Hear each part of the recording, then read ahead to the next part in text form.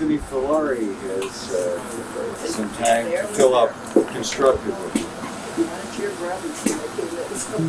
have your speaking device? I don't know if you need that.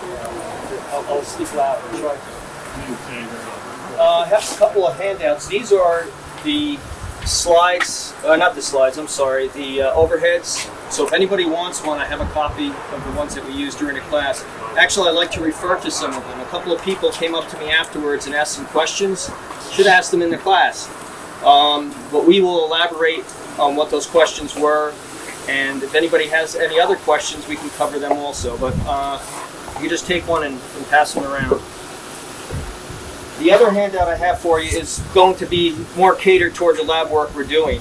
There's two processes that I depicted on the overhead. We're going to be going through these, or I should say you will be going through these. Everything is already prepped, so it's going to go a little bit smoother than it would if you did it on your own the first time. But we're going to go through these processes. There's some other information in here, so try to hold on to these as we go through the lab because we're going to be referring to them constantly. So also take one of those. The other ones I couldn't staple, they were a little too thick. Before we start, I wanted to mention a few things about plants because some people asked me some questions about them and was quite interested in the philosophy of harvesting plants. A few other things I like to add because I think they're important. When you select herbs to pick and you're wildcrafting, in other words, you're going out and harvesting them on your own, it's best to pick them in a location where they're very abundant. And there's a reason for that. They're abundant because the conditions for them to grow hardy, and so they're hardy and life-giving is there. If they weren't, they wouldn't be abundant. If you see a plant and it's just one single plant or just two or three, I wouldn't harvest it. For two reasons. Either two things are happening. One, it's the improper conditions, the wrong soil content, the wrong minerals in the soil, the wrong lighting, the wrong something. Something's not right. Or it may be that that plant is just trying to establish itself in that area. And if that's the case, don't disturb it. There's a succession of plants. When an area is growing, there'll be certain plants that will predominate the area. And as they do their job and enhance the soil and add their nutrients back to it, and their life cycle in that area is done, another plant will move in and take its place and enrich the soil to a different degree and so on and so forth. You're interrupting that process. You're not working with nature if you disrupt where a plant is trying to establish itself. If you go where it's abundant, you have more of a selection, and you know it's in the right environment, and you're not disturbing the environment. You're actually improving it. Because if there's a lot of plants in the area, by you selectively pruning, what you're doing is giving more room for the other plants of the same species to grow up even bigger and hardier. So you're increasing the generation of that particular area that you're harvesting. And one thought that I don't recall if I mentioned yesterday. If I did, then I'm going to be a little redundant. In harvesting the plants, always take the best, biggest, hardiest looking plant and leave it. That is the plant that's going to generate seeds for the next generation. And you want to, again, work with nature. And if you're doing this in your garden, that's the plant that you leave to go to seed. So you have a strong, hardy plant for next year. Additionally, when you select plants and you're actually picking them, just don't rip them out of the ground. Right now there was a slight drought in this area. It's very dry. You'll notice a lot of the lower leaves on the plants are dying off. The plant is trying to survive. It's putting its energy where it needs to. A lot of these plants right here, this lemon balm, is going to flower. It's flowering, so where's the energy? In the flowers. It doesn't need as many leaves. So if it is in a crisis situation, it's going to drop its lower leaves, and that's what a lot of these are doing. In harvesting a plant, do the same thing you do in the grocery store. I mean, this is innate in us. This is common sense. You don't pick the worst head of lettuce when you pick out produce. You look for the most vibrant, the one that says, man, this looks like a healthy piece of food that I want to eat. You do the same when you harvest plants. Selectively prune the pieces that look the most abundant, most radiant, and that's what you want, because that's where the life energy is. With that said, I think we're going to go into the lab. Well, yes? You say I have 2 plants in my garden. What is the maximum amount I should take for any one plant? Right. The question was if he's growing some plants in his garden, and he has a limited supply, so how much should he harvest? It's hard to say. It depends on the plant. Some plants can take radical pruning.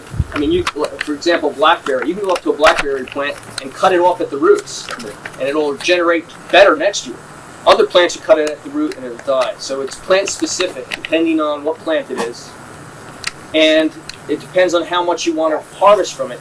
If you need a lot, it's better to take it in little bits and pieces and let the plant regenerate as it goes along. Does it apply for raspberry? Yeah. Okay. You cut. Somewhere.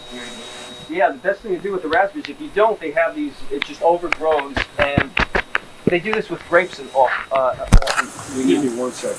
We're going to get a better. I'm afraid the wind is going to make a rush Okay. on this thing, so. 30 seconds. Got it. Is that better? And Okay. can you clip that like Sure. to your belt? Is it on one? It's on one. Are you getting it down? Is that okay? I don't have the earphones. Oh. I'm sure I mean, because it was turned on already. I'm just worried about the battery. Give me the earphones. Did you catch what we had, or we missed it? Yeah, I got what you had, but the wind, I'm afraid the wind was going to blow by the mic, make a whoosh sound.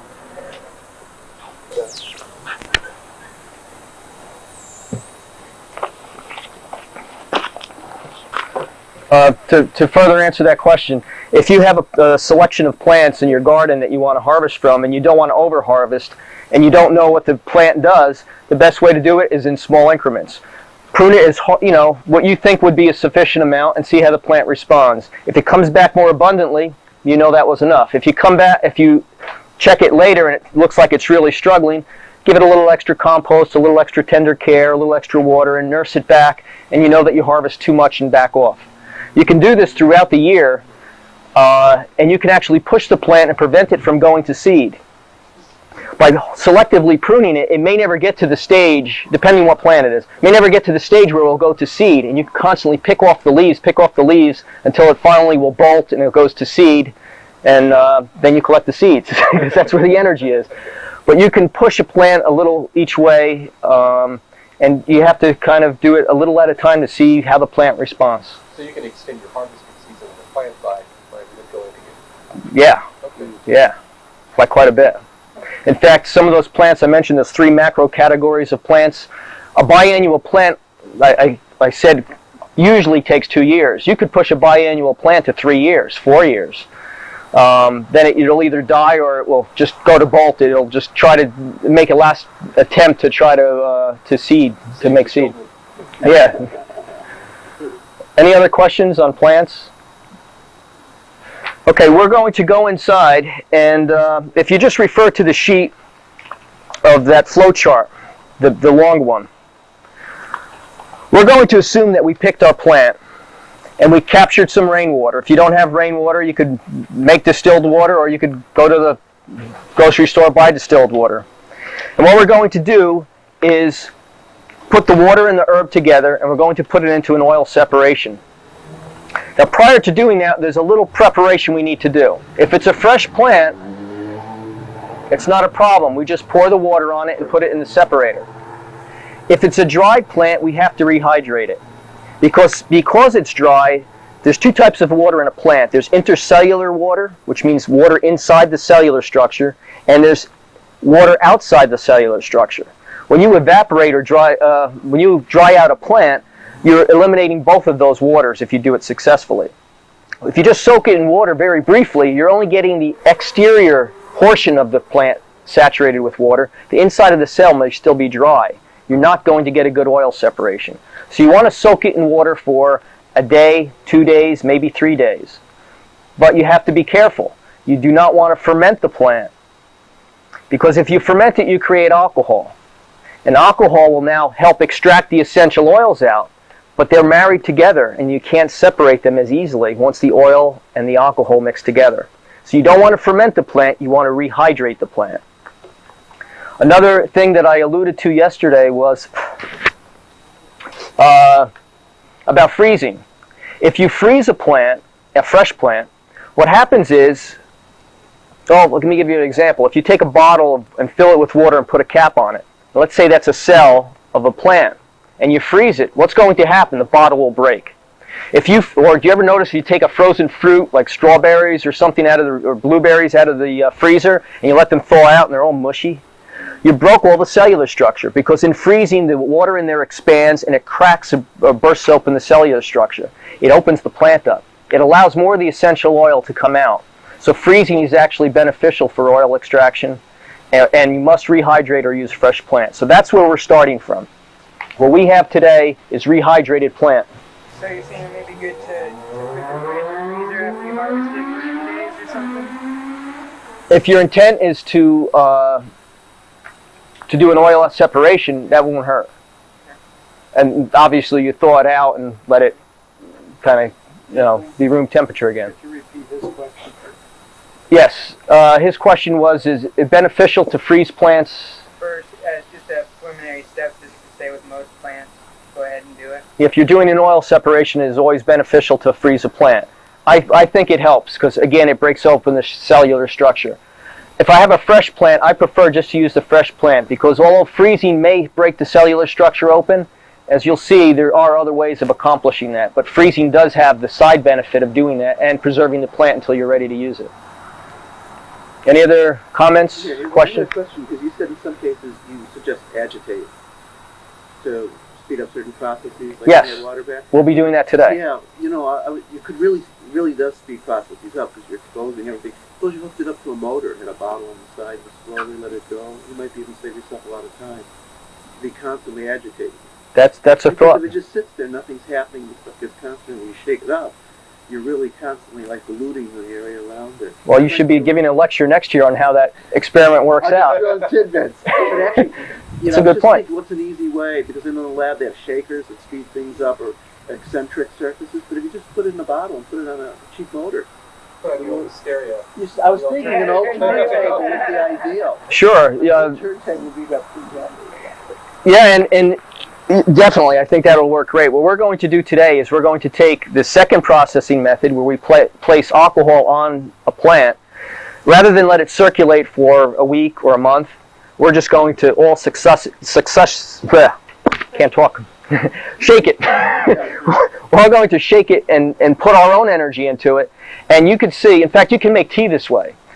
A lot of teas that if you pour hot water on them, and the room smells beautiful, but all the essential oils are in the air, not in your tea. So usually that's why they tell you to use not too water that's not too warm and to cover it so it circulates within your teacup. But another way of doing that, if you're after the essential oils, is to do a cold tea. You pour water on tea, whatever tea you're using, whether it's in a tea bag or in a mason jar, put a lid on and just shake it up. And shake it maybe 200-300 times, and you'll get a tea that will look almost the same as hot tea, except there's no heat. So you didn't deteriorate any of the particles or essences in the plant. You can do a cold process, and that works real well too. Okay, let's move inside and let's start.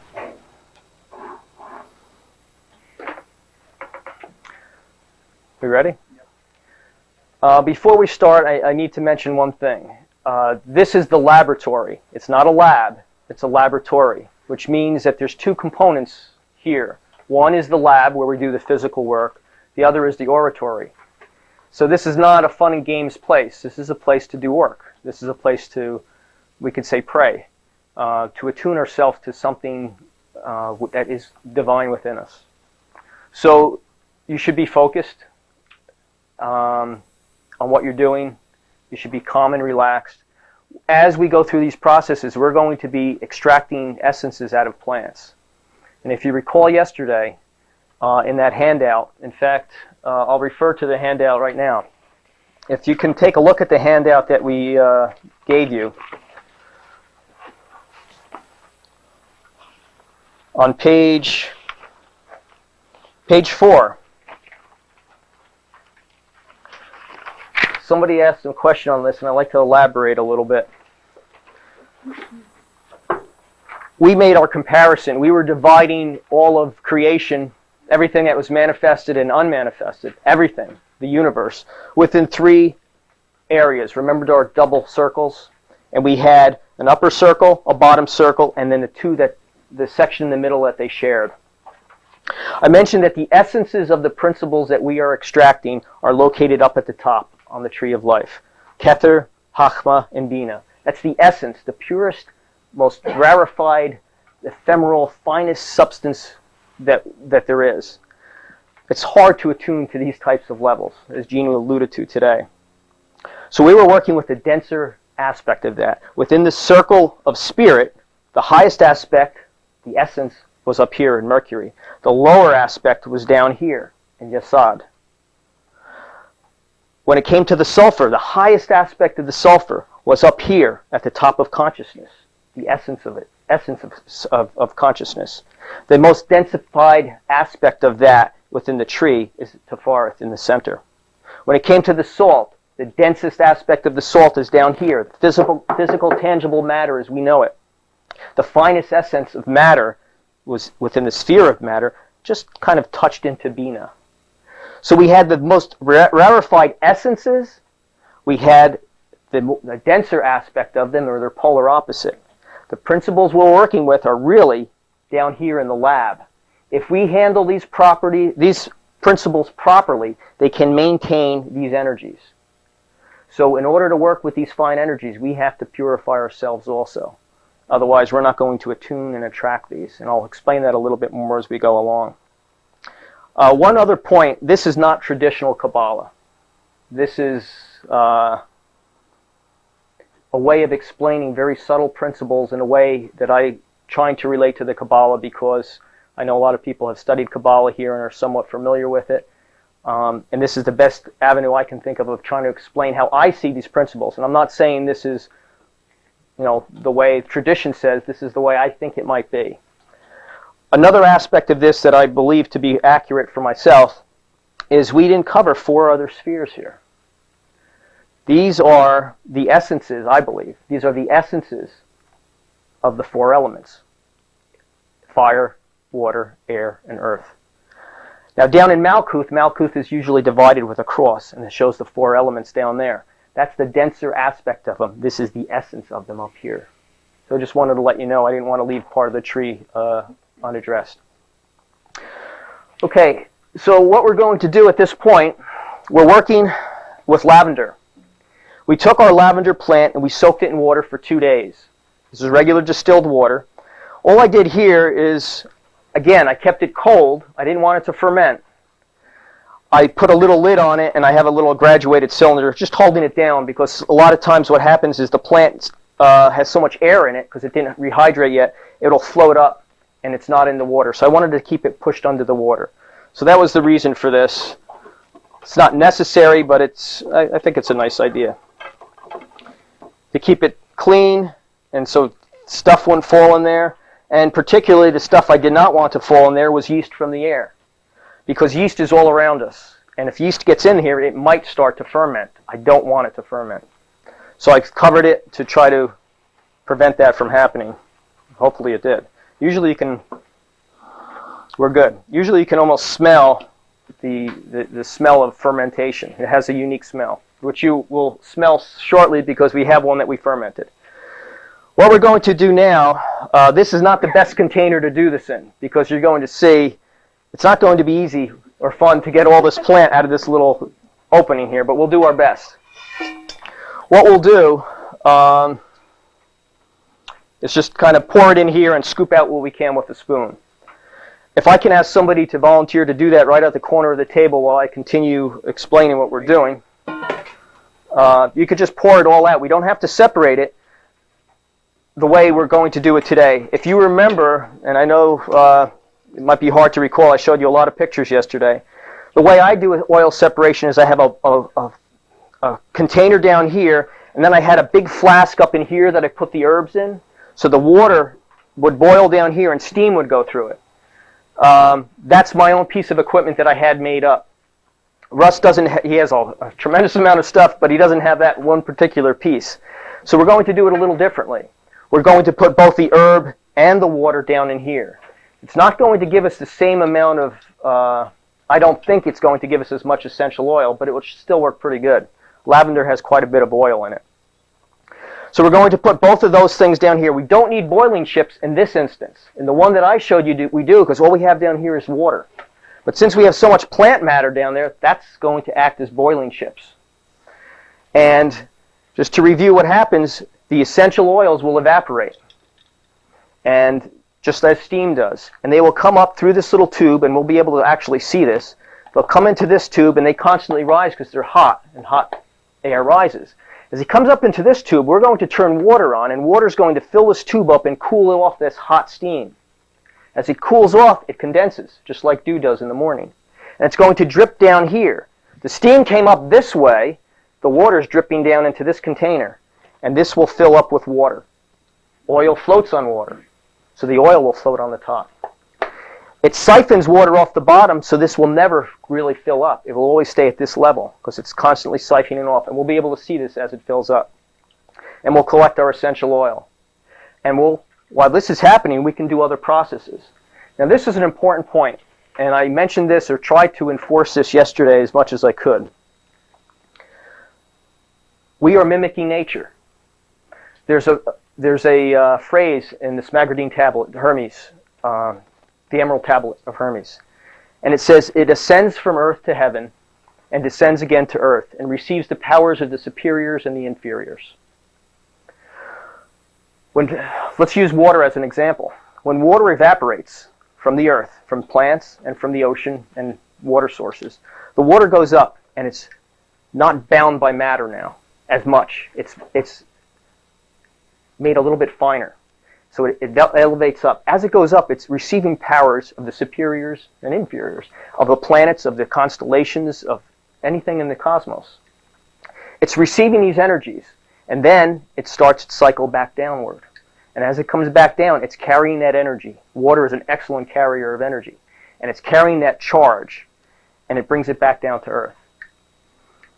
Now, when we do that, we're doing the same process here. We're evaporating this essential oil, and it's going up, and it's coming down.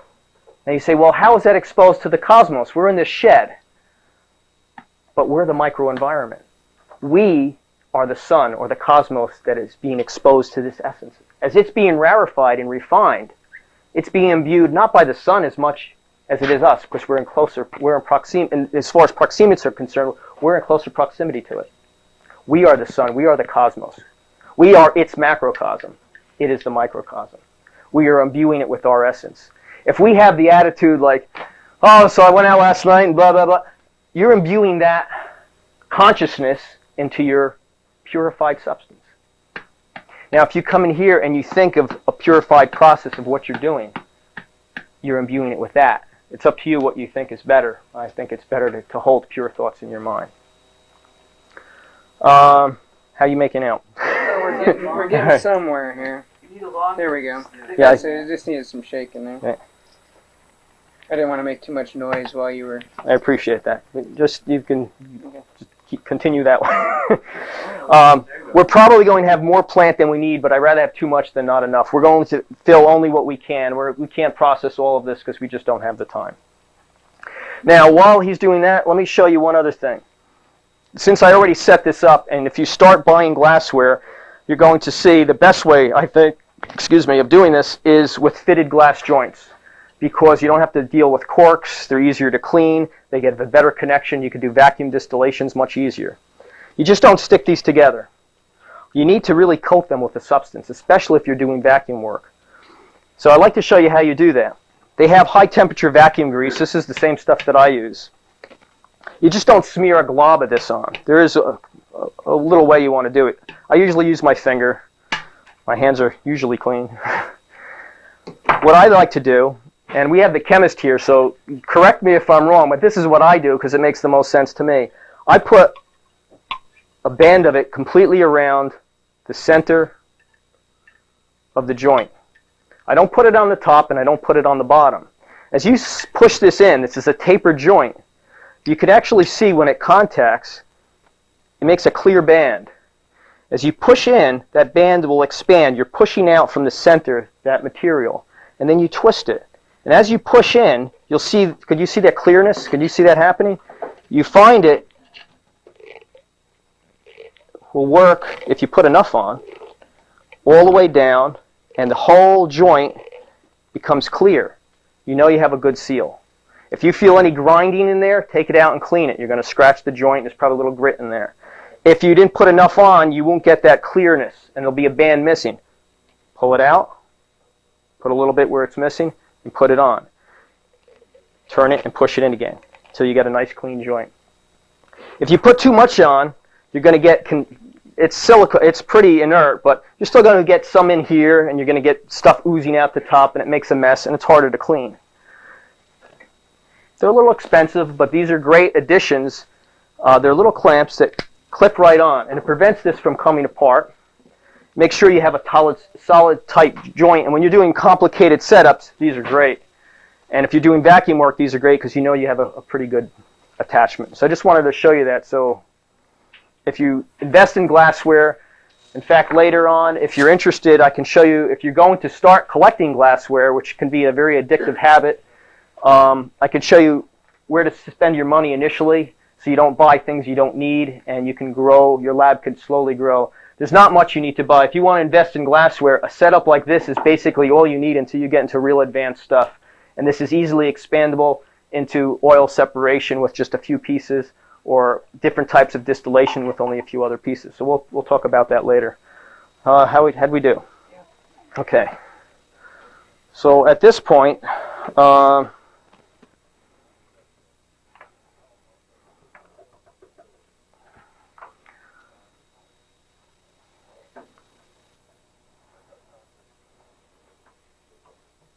we're going to fill up our flask.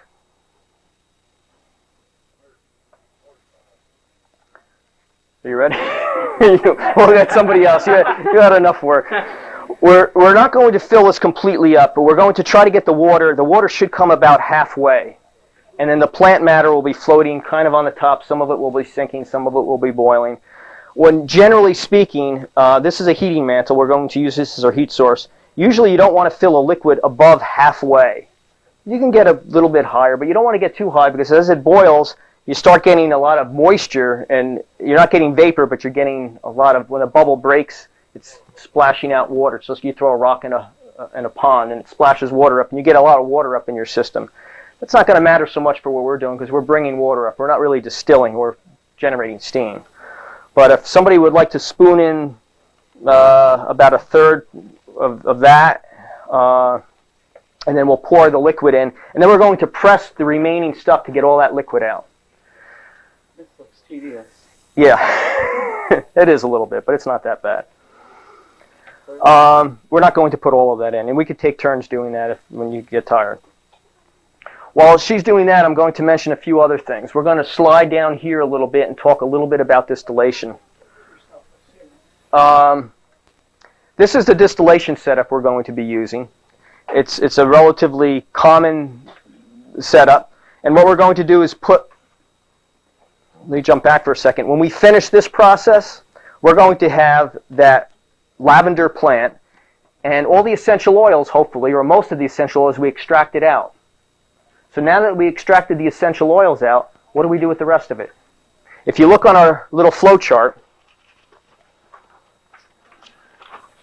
the very top, the first three things that we see, the herb, the water, and then we do an oil separation. That's what that whole process is. That's done. We completed 1/3 of our extraction already. The second step is you take the remaining liquid and plant matter. So that's what we'll pull out of that flask when we're done. We take that and we separate the plant matter from the liquid. That's pretty simple to do. We take, I'm sorry, I'm skipping a part. We have to do a fermentation. We take that plant out of there with the water, and we're going to ferment it. I'll show you that in a second. We'll go over here. In fact, we should probably do that. We'll do this in order. So while she's doing that, we're going to pretend that this was all done. Instead of her taking us out, we're going to pretend we had essential oil in here, and now we take all the stuff out. And what do we do with it? We're going to ferment it. To do that, we're going to go on this side and take a look at what we're going to do. Right here.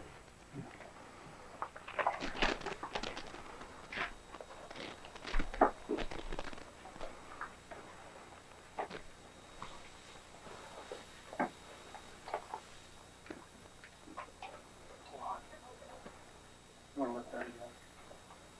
Close up. Okay. You want to explain the flask within the flask? Yeah, I'm going to explain all this. Ready? We take the plant matter that we just took out of the flask and we're going to ferment it.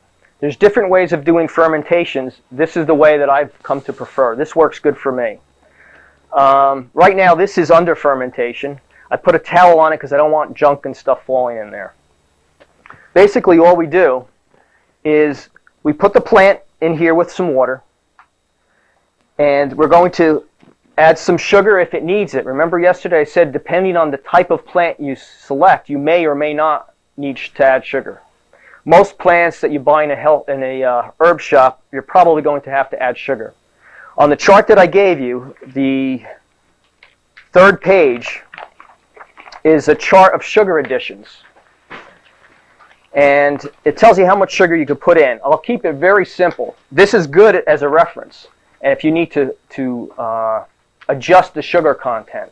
But if you want to do it, the simplest way of doing it is if you put 1 cup of sugar, and this is pretty accurate, 1 cup of sugar per 1 quart of water. That will give you a sugar concentration that's high enough to generate an alcohol that's about 12%, which is ideal. That's what you're looking for. Are you going to hurt it any if it's, say, it has enough, it can do fermentation on its own, you're going to hurt it any if you add the sugar anyways? Not really. The sugar for the most part is going to burn off. It's mostly carbon, hydrogen. Where's my chemist? What's in sugar? Hydrogen, carbon, oxygen.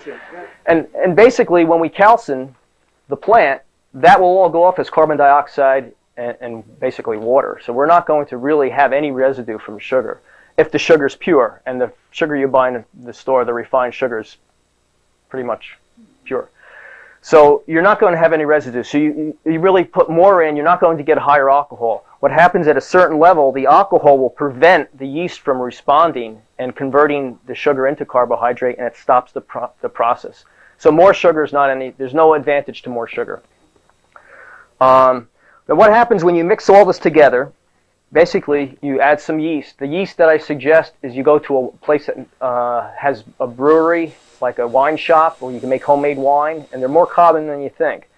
And buy yeast for making wine. You may be able to use brewer's yeast. I don't know. I've never used it. I've always used yeast for winemaking. I don't know if brewer's yeast will work. You can experiment and find out for yourself. You mix it together. I like an open fermentation. What I mean by that, it's not a... Did you ever see those fermentation things where they put an airlock on and it's airtight or it could bubble out? That's not what we're doing here. We're putting the plant and water and sugar and yeast in here. What happens is you can see, I'm going to take it out of this, just a little blanket. I tried to speed it up to make it happen a little quicker, so I applied a very low temperature heat. Remember in the video I showed you a box that I have where I can regulate the temperature in the wintertime especially to keep it at a certain temperature? What you'll see is the liquid will settle to the bottom and carbon dioxide gas forms. You can see it bubbling a little now. Carbon dioxide gas will form on this plant matter and it will raise up to the top. Once, really twice or more times a day, you come here, I was using a flask, and I'm pushing this down and turning it over and getting it back underneath the water and wetting all this stuff and making sure I'm aerating it. The initial process of fermentation, you need air. It's not an anaerobic process, it's an aerobic process. Yeast is built up with air, with oxygen. If you have a closed system, you're not getting enough oxygen, the yeast will not build up, you're not going to get a strong fermentation.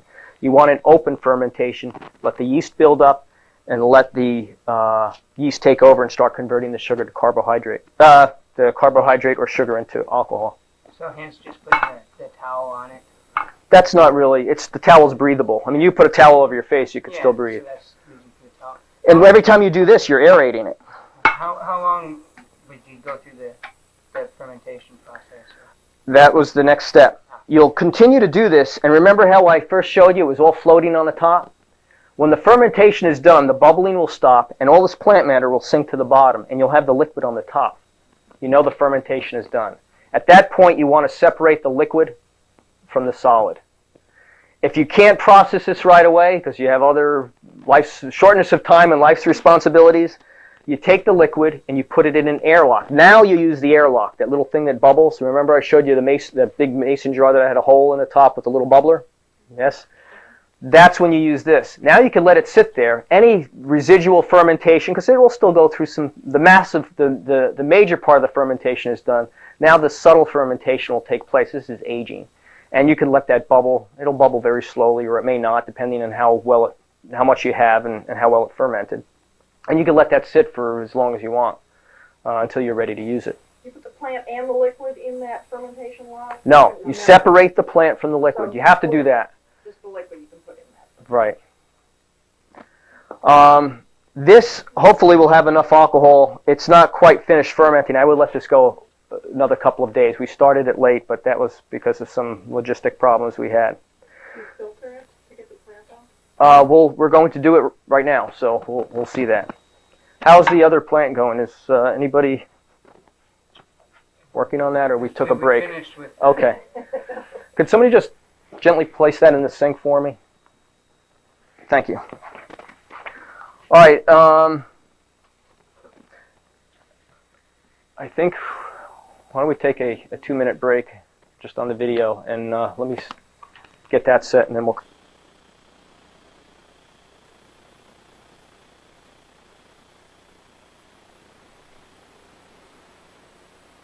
Yet anyway, so we're okay. Is it off? I think the thing was out of the socket. Oh, we're good? Yeah. Yes? Yeah. You ready? Okay, so what we're going to do now is we're going to separate this. And how we can do that, there's several ways. In the slides, I showed you the press that I use. You could also use one of those potato ricers, work real well. We're going to, this is all we have here, so we're going to use a colander. Basically, if you'll hold this so it stays clean, there's a little water in there. We're going to pour this into here and press out as much of the plant liquid as we can. There was also one thing I needed to mention I forgot to tell you. Anytime I do a fermentation and anytime I do a distillation, both of them, I'm not going to mention it again, I'll mention it now, so just keep this in mind. Anytime I do an alcohol distillation or I do a fermentation, I highly prefer, to make sure the seeds of the plant are in the mix. The seeds of the plant have the life force. What are we extracting but mercury, the life force? If you have the seeds in here, this is the flowers. I don't have lavender seeds because I didn't harvest this. I don't know if, I'm sure you can buy lavender seeds, but I didn't have any to put in here. I would prefer to put that in there because as it's fermenting, the alcohol that's in here is now making, it's extracting the life essence out of there and it's being stored in the mercury. So I prefer always to have seeds in here. If I'm doing a distillation, I'd pour this out. Because these were fermented seeds, I'd put fresh seeds in my distillation, just a couple even, but hopefully a little bit more. And I'd like to put them in a distillation because you're transferring life force. So, I have a question. Yeah. You didn't pulverize this lavender at all. Nope. Just stuck it in. You don't think you gain any extraction through pulverization? Well, I would break it up. This is flowers and they're pretty small and they're pretty open. If it was seeds or something, I would probably break half the seeds. The reason I don't break all the seeds, because that's the other thing, when you add the seeds to this, don't destroy the seeds. Remember, you break the seed, it doesn't grow. It's not a fit vehicle for the life force to manifest through. You want to extract it just as if you're sprouting it, but instead of sprouting it, you're pulling the life force out of it. So if I had seeds, those aren't going to ferment all that well. I would grind some of them up and I would leave some of them whole. If you're using leaves, generally the fermentation process, this is a decomposition. You're breaking cellular structure, you're opening it up, and you're letting out the essence. If it's a real hard substance, I would break it up more. If I had a lot of plant matter, in fact, you brought a good point up. Let me mention something else. I told you if you dry plants and you want to store them, you want to dry them out so they're dry enough. If they're dry enough, you can store them in airtight containers. That way you don't lose anything. But don't break them up. If you ever buy spices, is a perfect example. If you buy spices that are all broken into a powder, they don't have the same fragrance as a fresh plant that's dried and you crumble it. The more you expose to the air, the more it oxidizes and the more stuff it loses. So I have those big mason jars, the one I showed you in the picture, and I put my plants as whole as possible after I dry them, as whole as possible in the mason jars, and I don't crumble them up. Prior to this, I'll crumble them up just small. I mean, as big as the lavender already is. So lavender, I would just break up a little bit. I don't grind it or anything like that. I just crunch it up with your hands because it's dry, it's brittle. Anyway, so what we're going to do now is pour this out, press out the liquid, and we're going to take this liquid, which has alcohol in it, and we're going to distill it. And this is a pretty easy way to do it, but you get a little messy.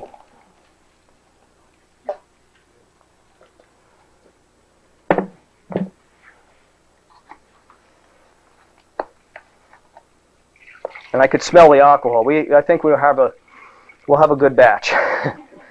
We're going to press this out, and I don't have enough hands here. That's why I built the press. Yes? Your water's leaking. Is that supposed to be leaking back there? Oh, no, it's not. It's leaking very badly. Where? In the back there, against the backdrop. If somebody can take care of that, we have a professional there, I see. So we're going to press this out and take this liquid and go over to our distillation. And basically, if I can get another set of hands on the other side to hold this colander, and you want to press this out pretty good. The more you can extract out, you don't want to leave alcohol behind here. We'll probably have just enough to fill our container halfway, and that'll be fine. But you want to get this out. Ideally, what I like to do at this stage of the game, you can let it go. I press it out as much as I can. Now I grind the herb. Remember that mortar and pestle I showed you that had it was glass. It was a porcelain from a Japanese restaurant. And it had all those corrugations on the bottom. I would now put this plant matter in there and I grind it up.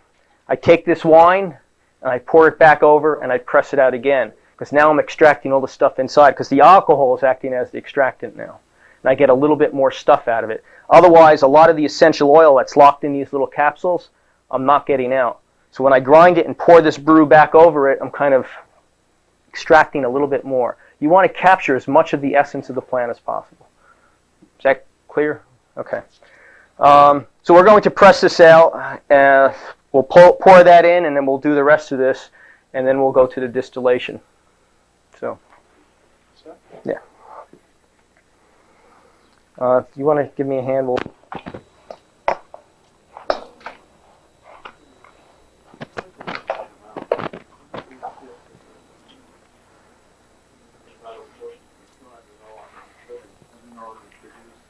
Okay, are we on or not? We are on. What we're also going to do, now that we press this out, this we have to process. This is going to be our next phase. So we're going to put this all on the side for now. Nothing, or practically nothing, gets thrown out in the spagyric process. Normally, in making a regular tincture that you'd buy in the health food store, they just pour wine on this and they throw it out. We're going to process this pretty radically, and you'll see what we'll end up with. And we're going to add that back to our product. So we put this to the side. We don't discard this. I'll be right back, and then we'll process the rest of this. We already have our stuff set to go there, so unfortunately.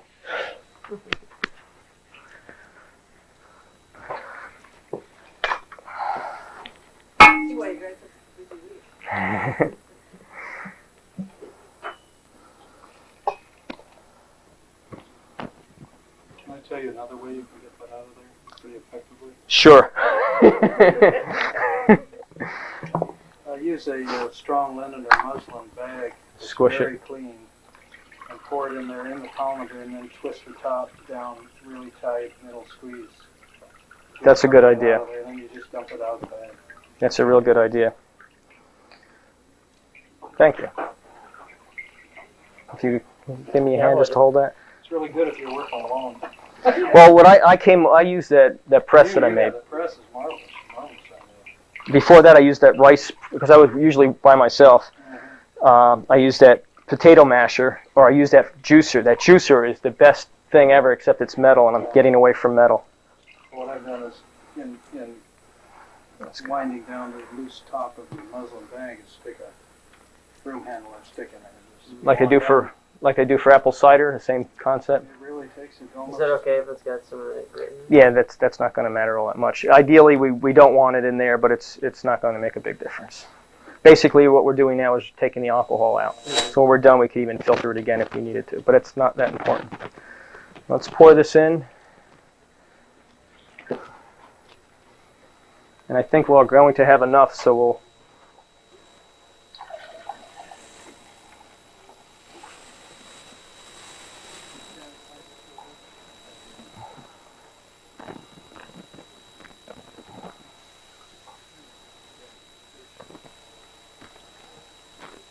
Heard of lavender wine? I guess that's where I would. You ever tried? Sure, you could drink it. What does it taste like? No, I don't know. I think you want to filter it. Yeah. It's not. It's actually. It's not done fermenting yet. You'd want to ferment it completely, and you can drink it. You can make all kinds of wine. You just don't have to make grape wine. You can make, like we've talked before, dandelion wine. I have wines, some real exotic wines. Some of them don't taste so good. Some of them are delicious. So it all depends what you want to do. And I have this condenser hooked up backwards. I thought my lines were the other way. We have to change that when we're done. Why don't you put the rest of it in there? Because we don't want to overfill our container. We could probably put a little bit more and get away with it. In fact, maybe we should, because this alcohol content might be a little lower. I don't usually like to go more than a little past halfway, and that's about as far as I prefer to go, especially when you're distilling. Remember what I said, when bubbles break, it's like throwing a little pebble in a pond, and it throws water up in the air. Now the waters, we have a very short distance between here and where it comes over, so we're going to get more water over. We don't want water. We're trying to distill alcohol. And the first distillation is not going to give us a very pure alcohol. We have to distill it several times. We're only going to do it once today. But generally you can do this more times you do it, the purer and purer the alcohol you get, and the better, I believe, your product will be. The cleaner the mercury, or the purer the mercury, the better it can absorb and store energy. What would be the minimum alcohol you want in the wine before you started distilling? Different plants will give you different amounts. Well, So that's we'll not be critical for the... no, I mean some. If I don't like to add sugar unless I have to. So I like to pick a plant that has a high mercury content, and in doing so, it's not going to be 14%, 13% alcohol when I ferment it. It might be really 5 or 6%. And you brought up a good point, because if it has a low alcohol percent, you can't let it sit a long time. It'll rot. And remember I said you could store wine in those little ventilation things? That's if you're adding sugar. If you're not and you're doing a natural fermentation, you might only get 7% alcohol. You might get 4% alcohol. You have to distill that right away, so there's not enough alcohol to act. Metal container between me and the mic. Oh, I'm sorry. If you don't have a low alcohol content, the brew will actually rot. There's not enough alcohol to act as a preservative. So you would have to, it's a good point. All right, at this point, this should be heating up. It's warm. It's getting there. I have it turned up pretty high now because I want to heat it up, then I'll start turning it down. As soon as I start seeing some steam coming up here, I'll turn the temperature down a little bit.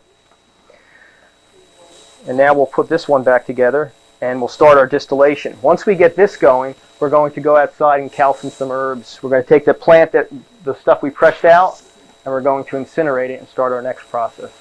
But do you see, let's refer to our chart so far.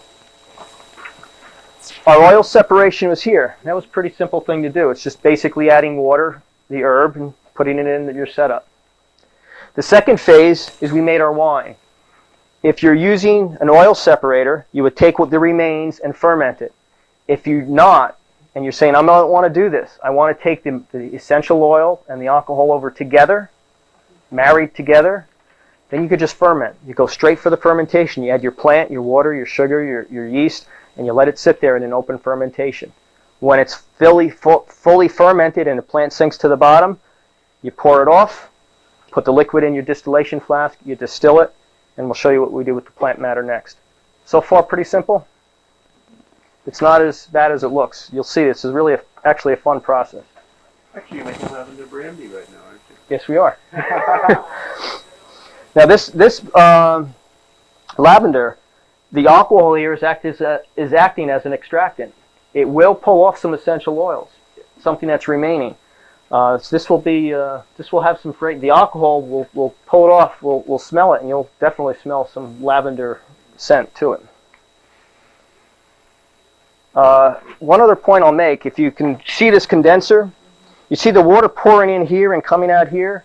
That's because I wasn't watching where I hooked up. It's hooked up the wrong way. Whenever you use a condenser, you fill it from the bottom up. So this is where the supply should be coming in from, and this is where it should be going out from. So we're going to have to actually shut this down, flip these two hoses. You don't want this. That's not working the way it's supposed to. It should fill from the bottom and come out the top. Over here, it fills from the bottom and comes out the top, and so on and so forth. So we have to change that. I might need an extra set of hands. If you could slip these boards under there while I lift up the flask.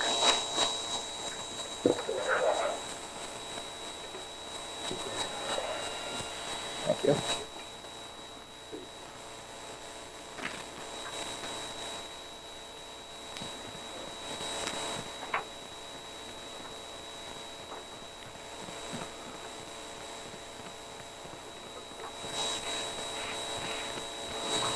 Use your hand again. I have this kind of loose, supported on there, but if you could just push down on that while I turn, I want to make sure I get a good fit.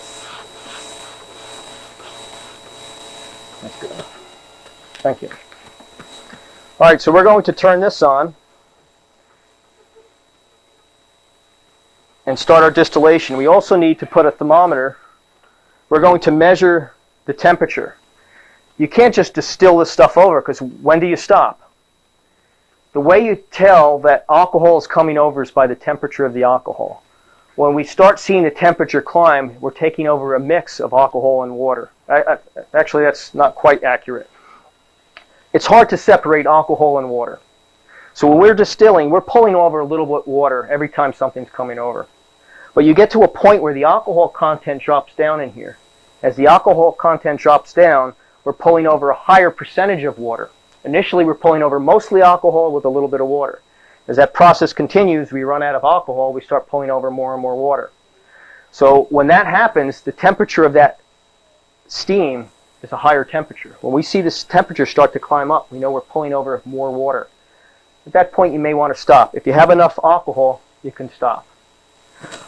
A lot of people like to take that alcohol off, put a new flask there, and catch the rest of the material. They call it the phlegm. It has essential oils in it, it has alcohol in it, but it has a lot of water in it.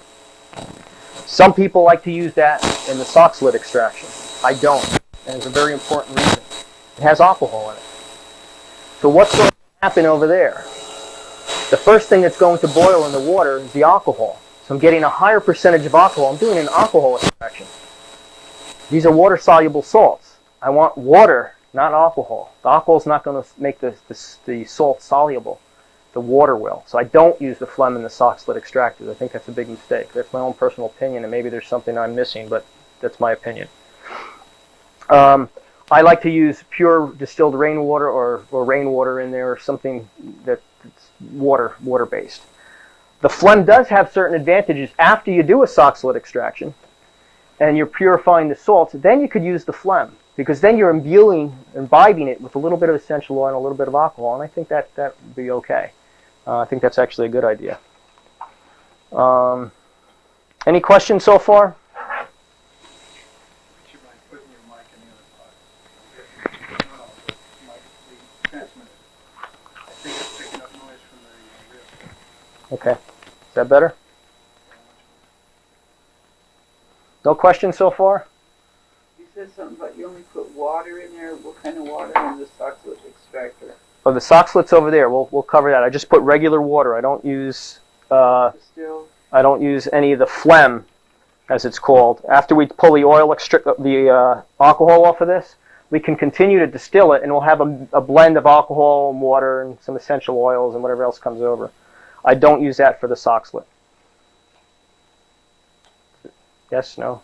Okay. You'll see when we go over to the sock slit extractor. Okay, we're going to turn this on, and then we're going to get ready to calcine our salts. Turn what on? We're going to turn this on, and then we're going to... What did you put in there? A thermometer or what? Yeah, this is a thermometer. And we're set. Did you use a boiling Reverse your sugar? tubing? Yes, go. I'm sorry? Use boiling chips? Yes, we're going to put some boiling chips in. I forgot if I didn't put them in, so we'll just drop them down through here. But can somebody do me a favor? Can turn the water on the side of the sink. To the right, there's a faucet there. I have to turn this off so I could switch these hoses.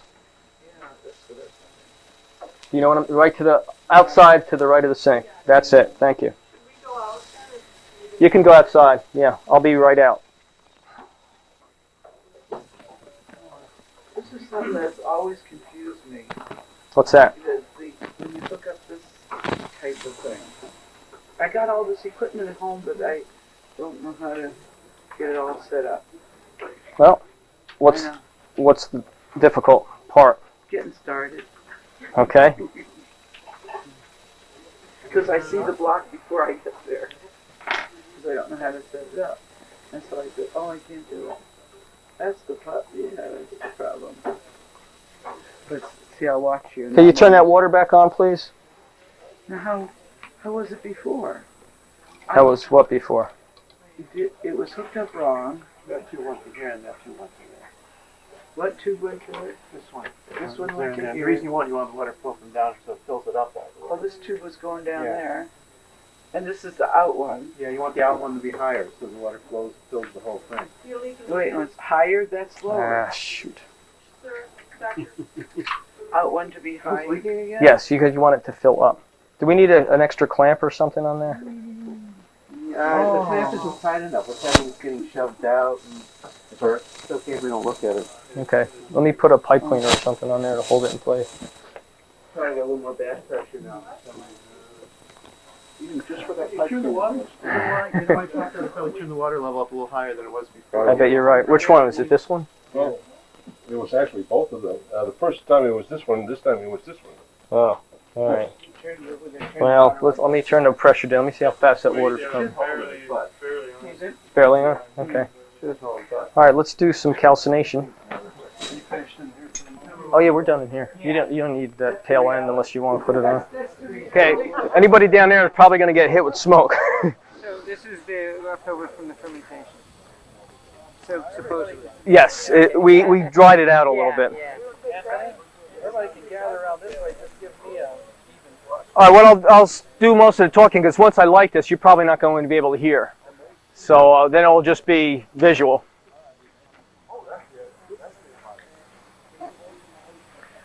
Okay, what we did, we took the plant matter that was left. If everybody wants to refer to the chart, after we do our fermentation, we took the liquid and we're distilling it. Now we take the residual plant matter and we're going to calcinate it, which means incinerate it. Now, ideally, if you want to minimize the amount of smoke, it's best to dry the plant out thoroughly. Because if it's wet, it's going to smolder and make a lot more smoke. If you dry it out, you can put it out on a tray. If you remember in the slides, I had it out on a tray and I dried it. When it's fully dry, that's the time to calcine it. You'll get a lot less smoke. This furnace is pretty good. This is very similar to the one I have. What I like about it is I have a bowl that's a little smaller, but it's deeper, and the flames come straight up the sides and ignite the smoke because the smoke's volatile. And it really minimizes the amount of smoke you get. I don't know how this is going to work. We'll find out in a minute. But this thing kicks out such high flames that it will probably ignite it. What I like to do is I put this whole thing in there. You're going to get a lot of smoke. And I try to be a little polite to my neighbors. So I usually put a handful in at a time. I let it burn up and I throw another handful in until I get it all done. It's pretty simple. It's just a little smoky. Any questions on this phase? This is what's I call a gross calcination. This is the smoky stuff. This has to be done outside. You can't do this on your kitchen. You have to do this outside on the barbecue. But if you look at our chart, we're getting further down the process, and so far, it's no big deal. It's really a simple process. So we will start.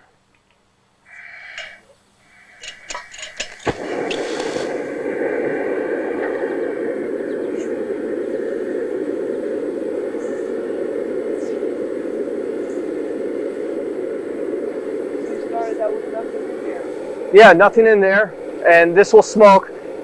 If the flames came up higher, I don't know if I can do it. This isn't going to ignite. The one I have, the flames come up and light the smoke. You'll see as we get going, Oh, I might actually put a match in here, and you'll see flames coming out of this.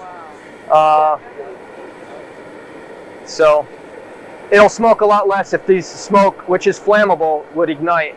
And we might try to do that if I had... Somebody get me a stick over there, a thin stick. I light the stick down here, and I'll come up and light the smoke, and you'll see the smoke will almost go away. No, you don't have to. It's just... Yeah. It will probably ignite on its own. It's starting to ignite now. Once you get a flame in there, the smoke will die down quite a bit.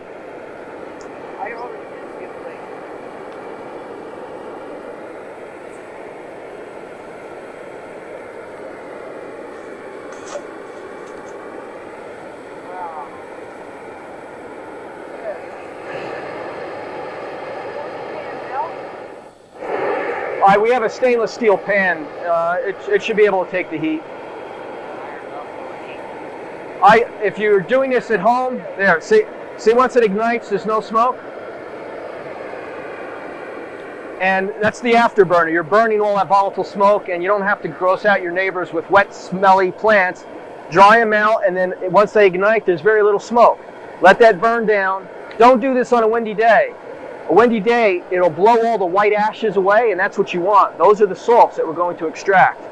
Today's a little blustery, but we have enough to do, so it'll be all right. And all we're going to do is do this and stir the ashes every now and then. You really don't want to use this. We're putting impurities in there, but I'll go get a stick, a metal rod or something. And this is all we do. We continue until we use up this plant matter. If you put this all in here, you'll get smoked out. It's better to do a little at a time. It's pretty easy. It's like sitting at the campfire. You just feed it every now and then. And that's all there is to gross calcination. We'll show you what this looks like at the end once we get all the ashes. But meanwhile, this is going to take probably a half hour or so to get going. This is you'll find probably at like a camping supply place. That's where I bought mine. I have a double burner one, as you saw on the slide, and it's the same exact burner as that, and it works as good as, it's just like this. It works really well. Sure. You could use your regular barbecue grill that you grill hot dogs and hamburgers on.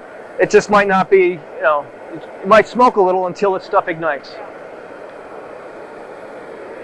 But everybody complains about calcination. I can't calcinate. In my backyard, the neighbors will, bother the neighbors. You can see it's not a big deal. It's not a lot of smoke.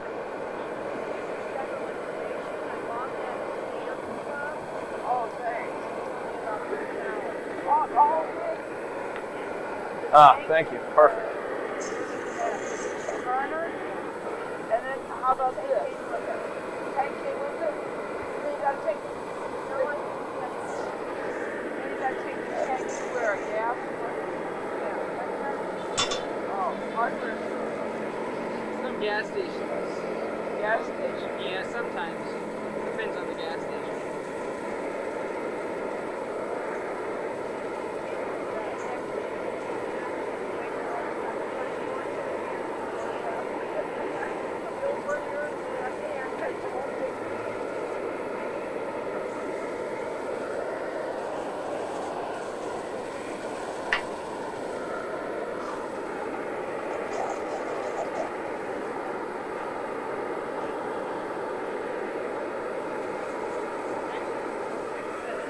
Yeah.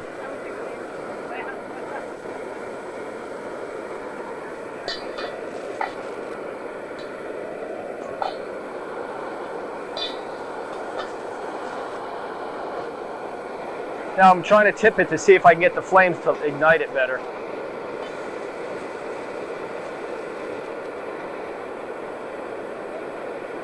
Nah.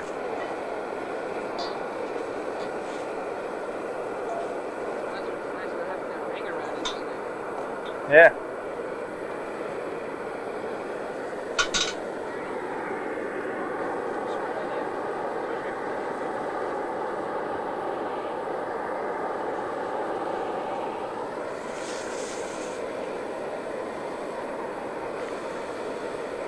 This is just to sit down and relax and wait a while.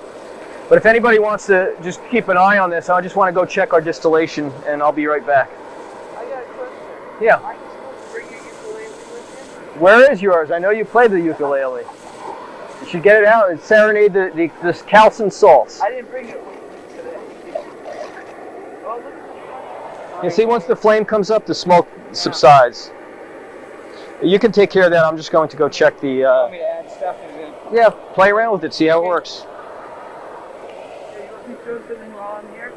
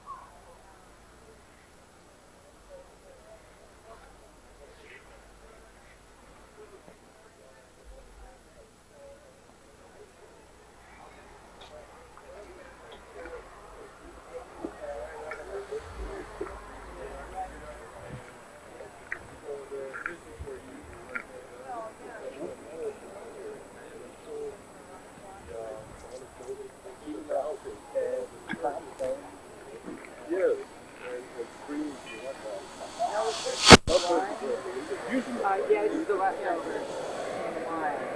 When we siphoned all the wine off, this is the stuff we pressed.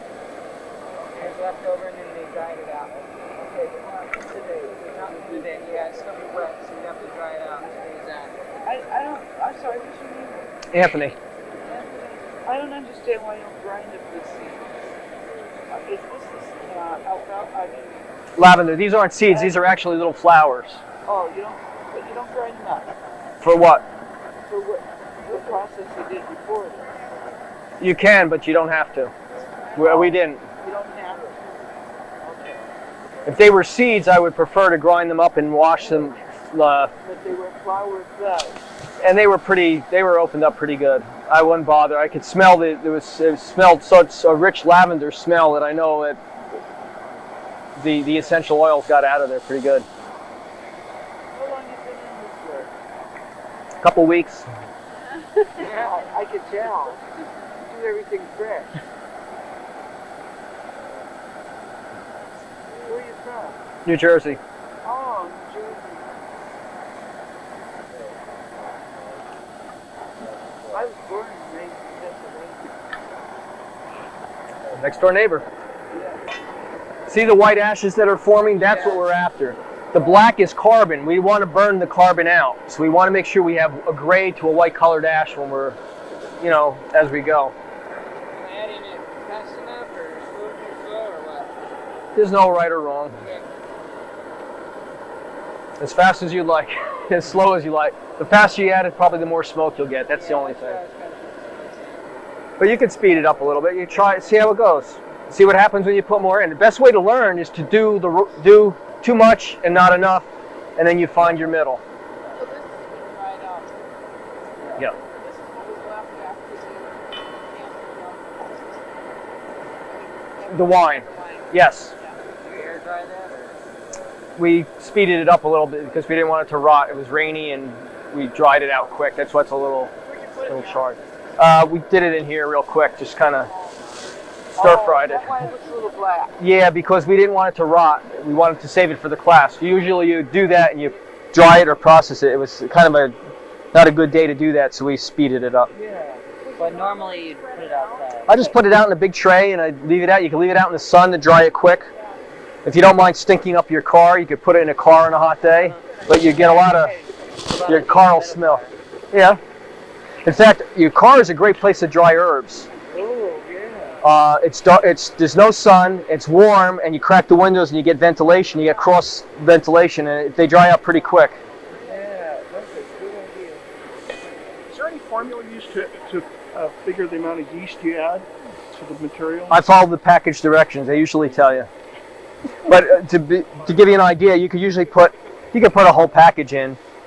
Yeast. Most of the stuff in that yeast package is yeast on a source. Mm-hmm. It's not really it's the yeast, but I mean there's a material they grow it on, and yeast will multiply. So a little yeast will go a long way. It just take longer to establish, but it multiplies real rapidly.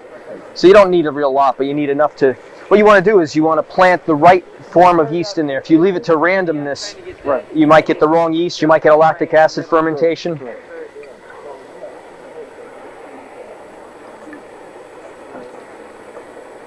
You'll see the volume you'll probably never grow, because as you put in more, it's burning down. When we're done, we'll probably have not all that much ash as compared to what we started with.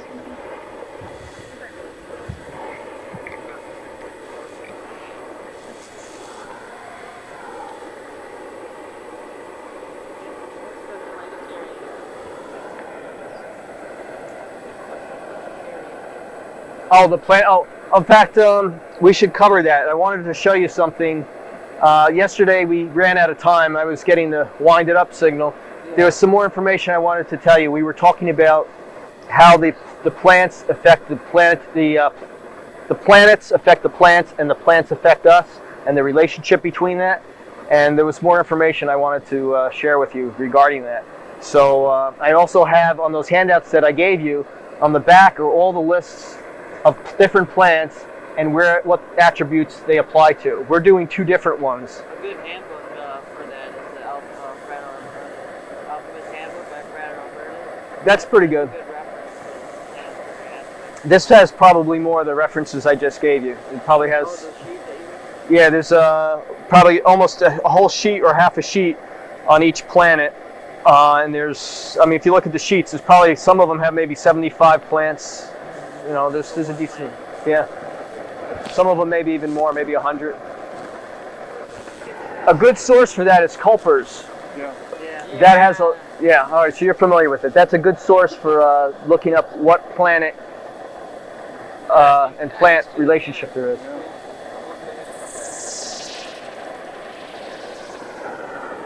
See, when you get too much, then you put out the fire and then it's small. It's all right, it doesn't matter.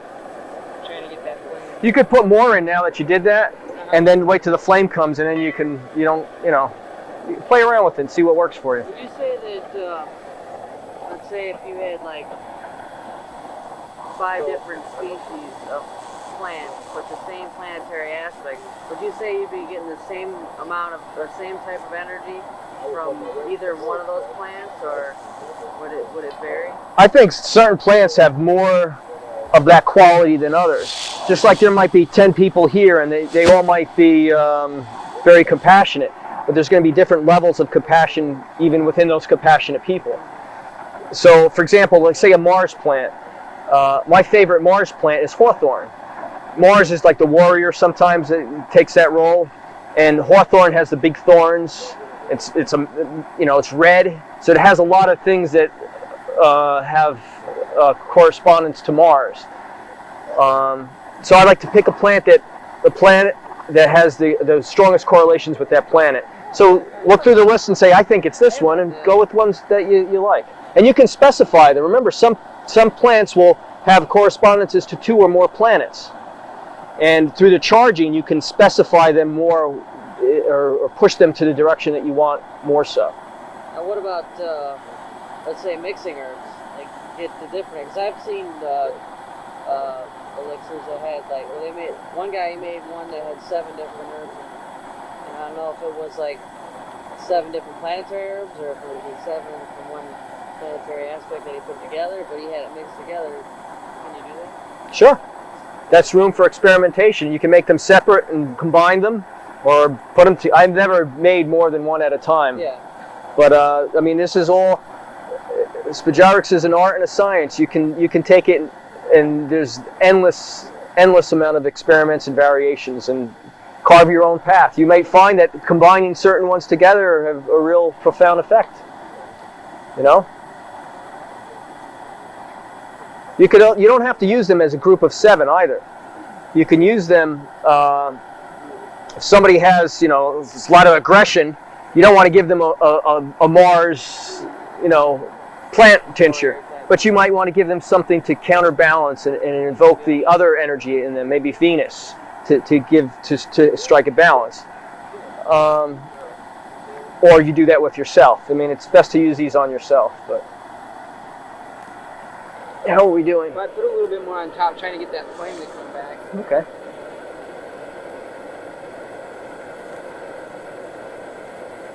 There you go.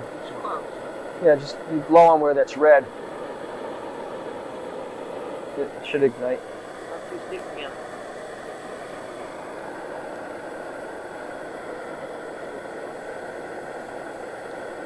What's actually going to ignite is right where it's between the white and the black. The black is the charcoal, the white is the ash, and that's where it's burning. So that's where that red glow is. That will actually combust when it hits. Okay, because I was seeing the red there, and I was trying to make that ignite, and it wasn't, so I put on a little of the dried stuff, hoping that... Now, where you see the red, let the red build up even more and ignite more of the charcoal, and it'll go. Would you say this would be the blackening stage, so the whitening stage? You can compare it to that. We're turning black to white, which will carbon to the white. Ash. The black raven or something? There's lots of correlations and correspondences, but this is not mineral alchemy. This is plant alchemy. Yeah, that's why I thought that maybe it would correspond with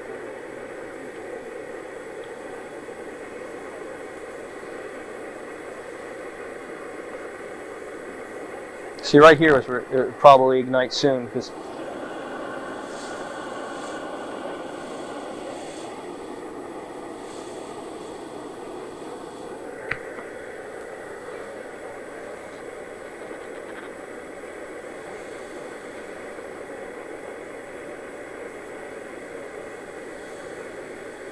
try space a little bit in between there, put something on there. Yeah, we could do too. Let me try something.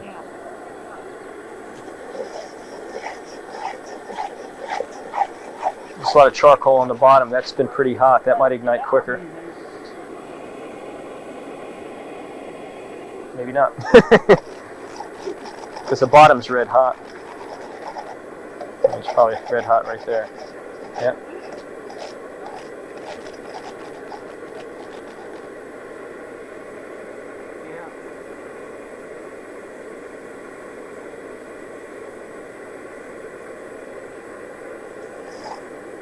You know what we could do? We can go inside. Why don't you give me some of that? We're going to load this up. We're going to go inside and start the next process so we have enough time to do this. We're just going to smoke the neighbors a bit.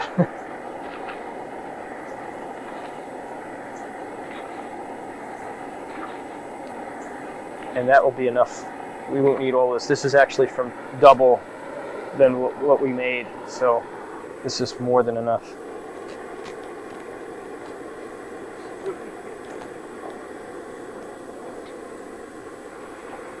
We'll go back inside. We're going to start the next plant.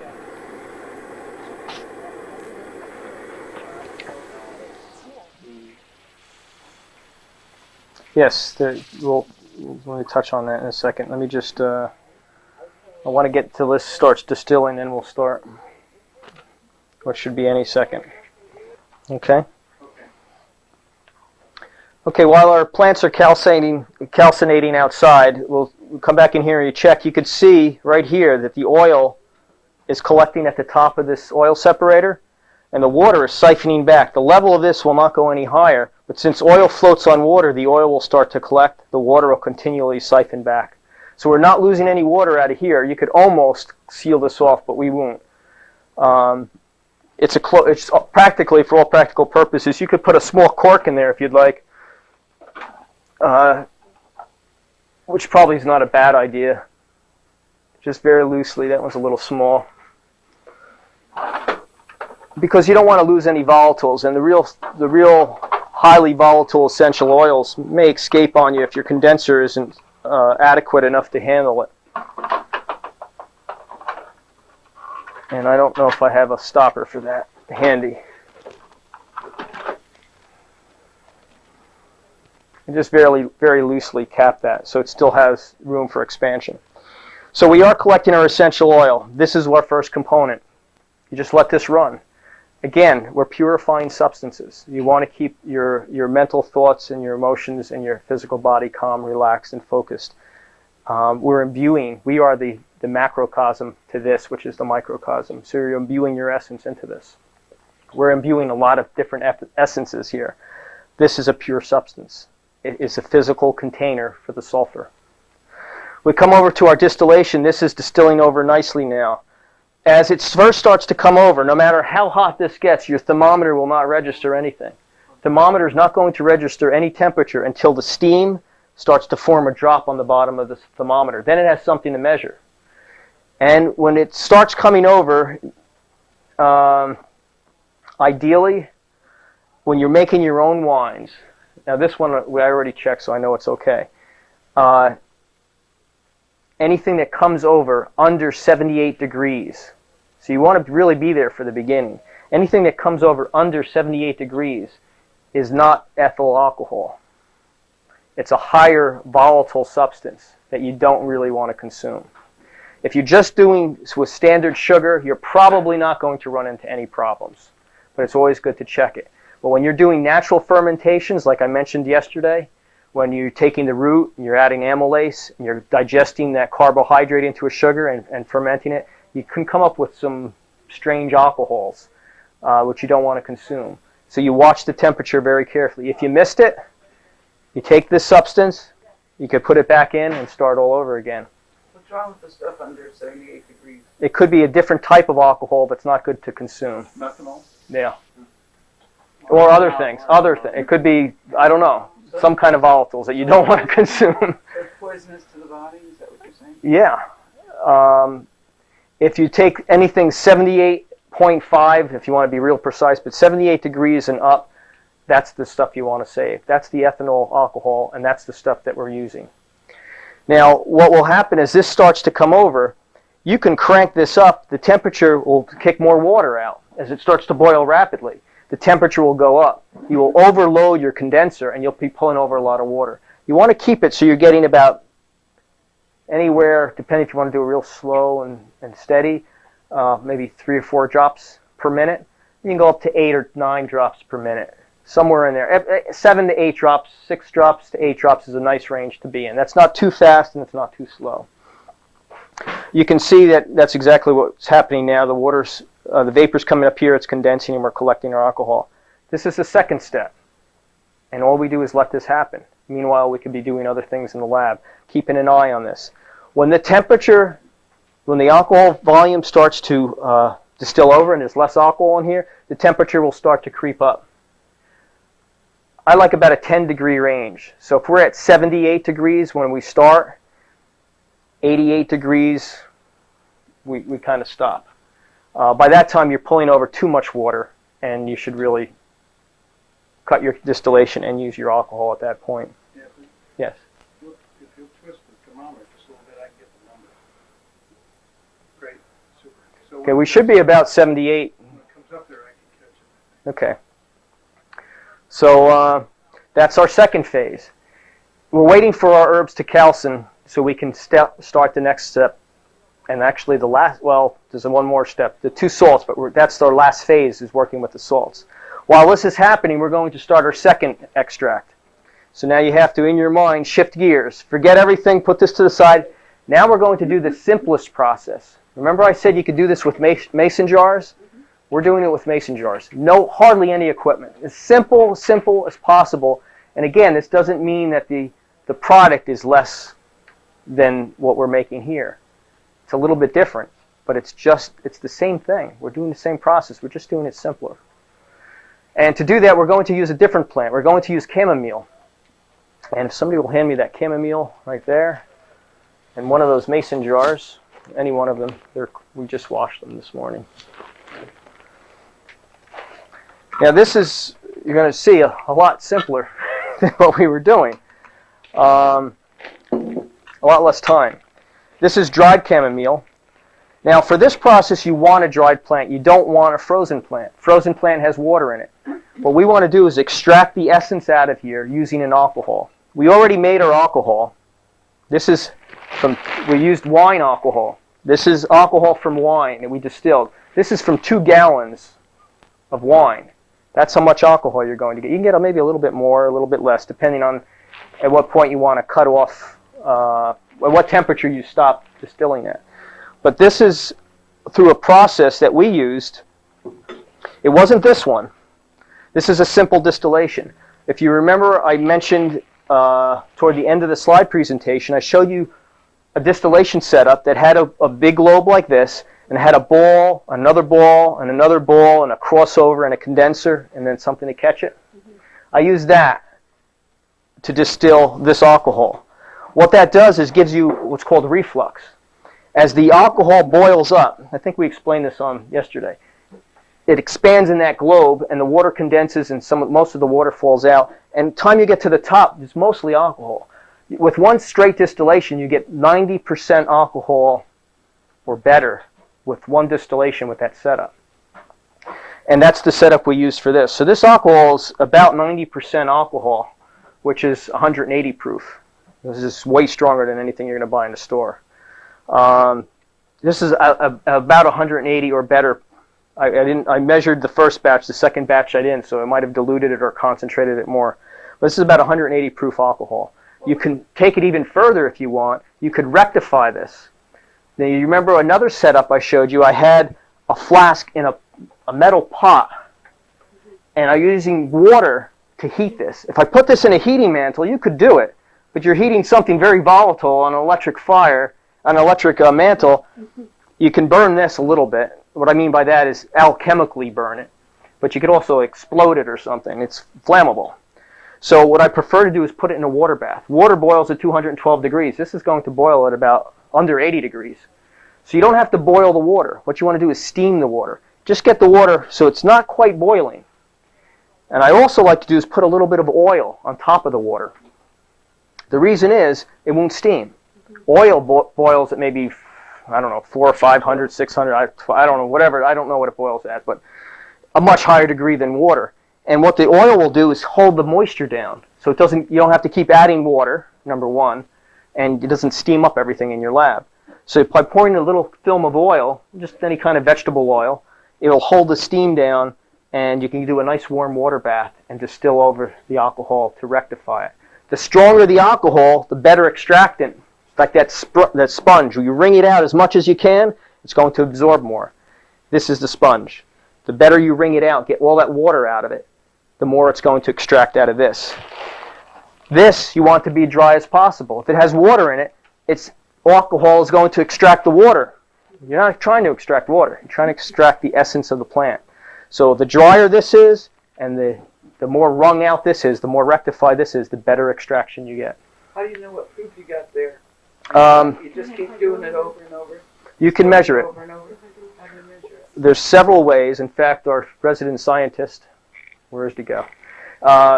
Told me another way, which I'm interested in trying. But the way I do it is I pour the alcohol into a graduated cylinder, and there's a hydrometer, which is a thing that measures the specific gravity, how dense the liquid is. Alcohol is not as dense as water. And this hydrometer will float at a range, and you read the alcohol. What does dense mean?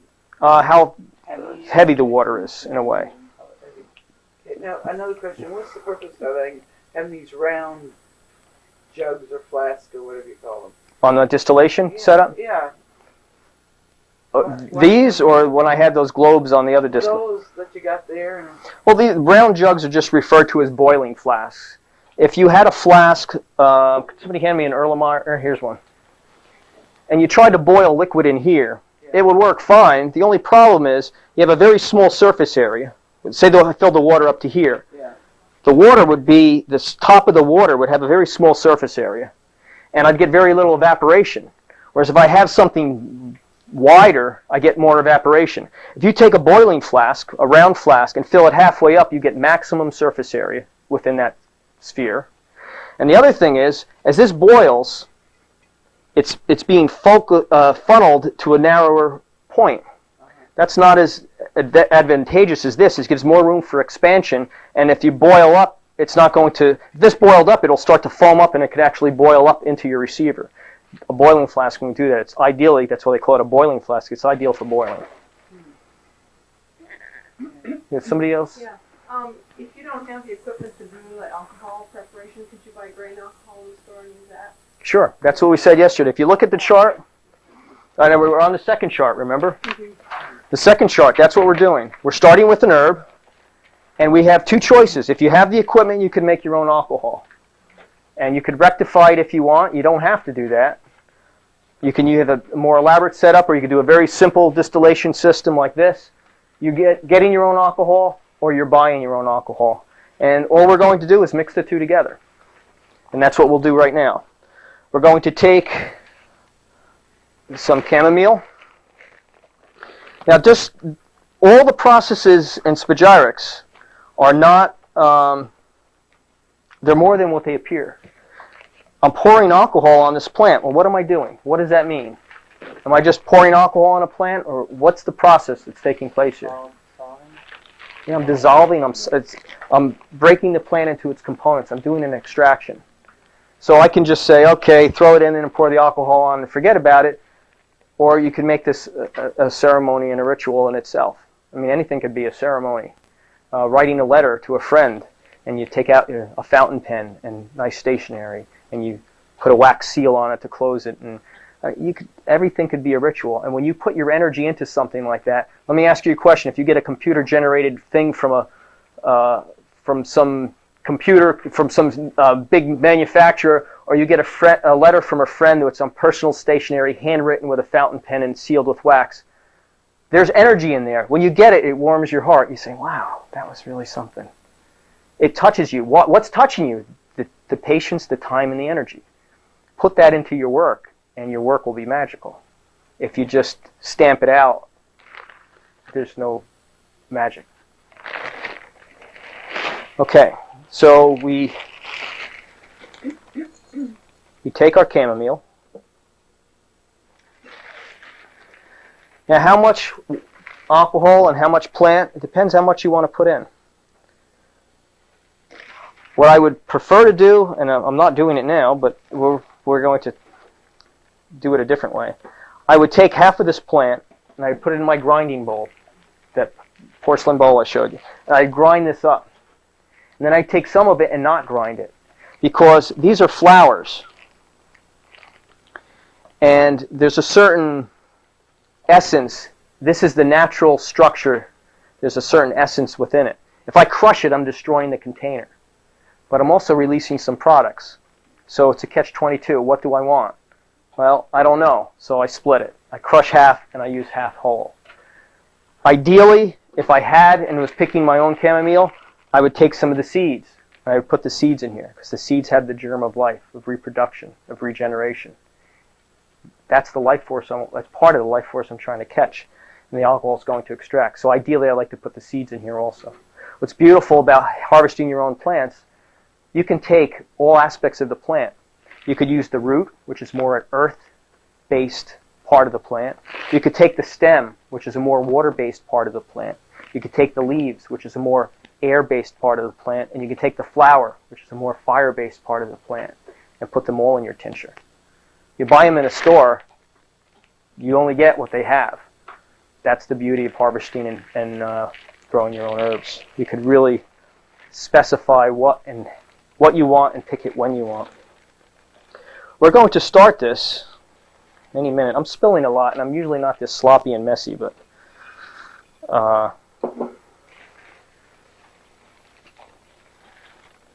trying to be efficient with time. Oh, thank you. No, we're not going to use any more than that. We might use more. I want to pour the alcohol on and see. Now, what we do, this is part of the ritual. We have our plant.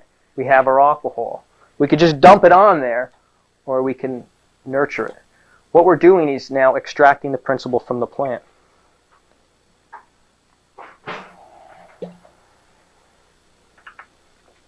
And we'll use all this alcohol. So, this is wine alcohol. You might want to take a smell of that. Do you smell the bouquet from that? Yeah.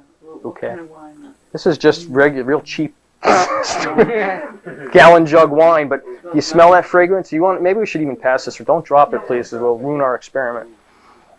I'll pass it around. It's a real. You're picking out the essence of grape. Even though that thing was manufactured in a big vat with chemicals and stainless steel and machines, and it still has that quality, that essence. It smells terrific. Now, that's another point I wanted to mention. I'm glad we did this because it reminded me of something.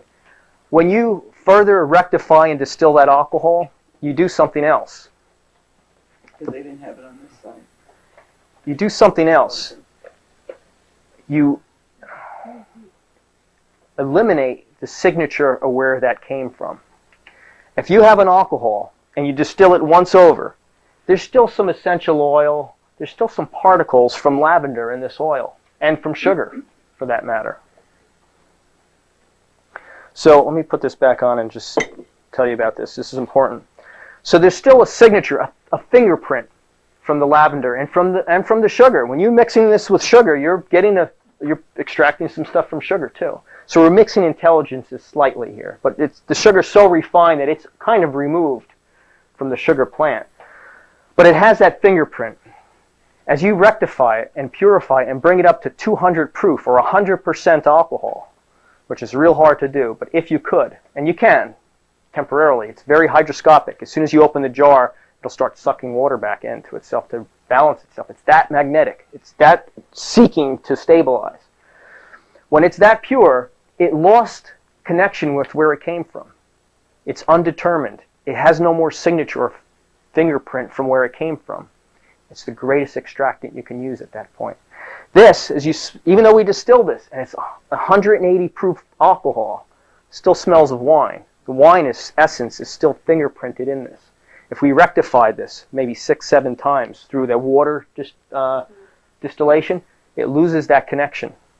And it's just the spirit of plants, not spirit of wine, spirit of plants. It loses that affinity.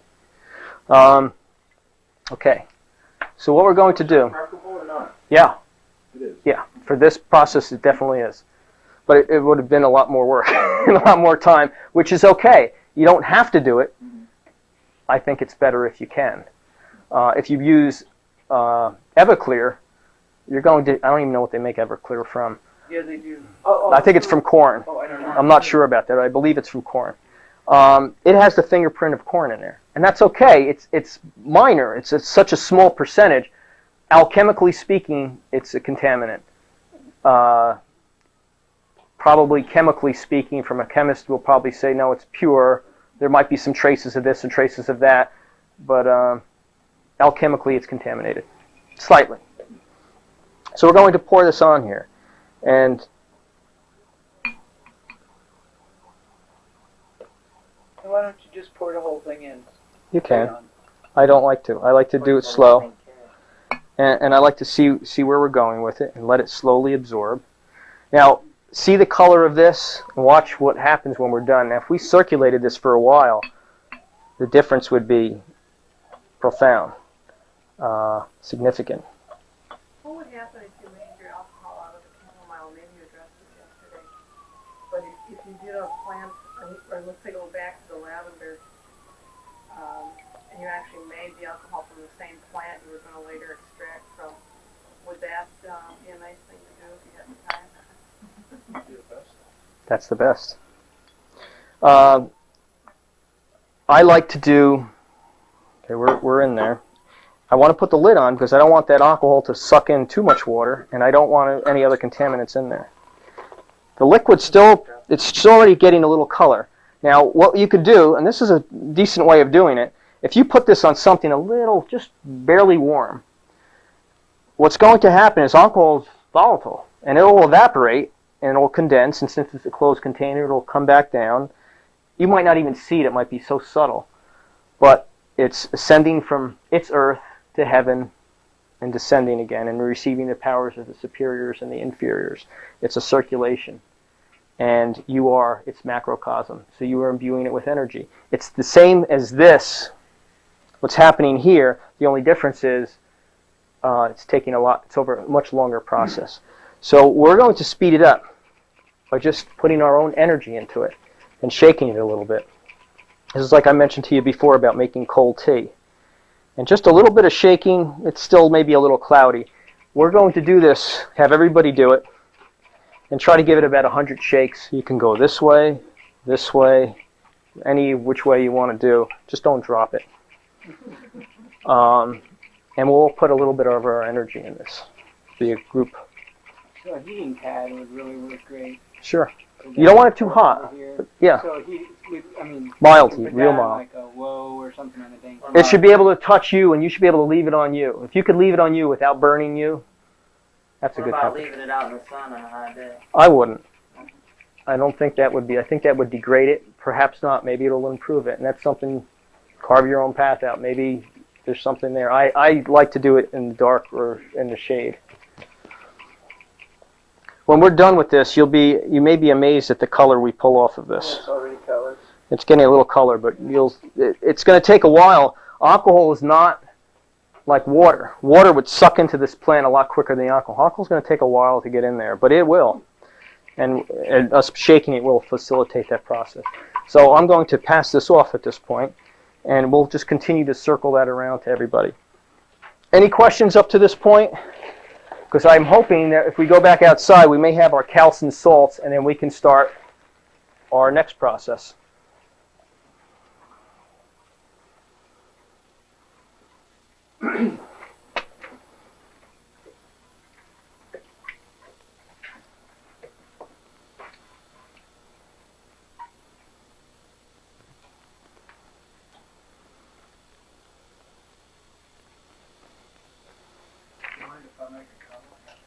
Not at all.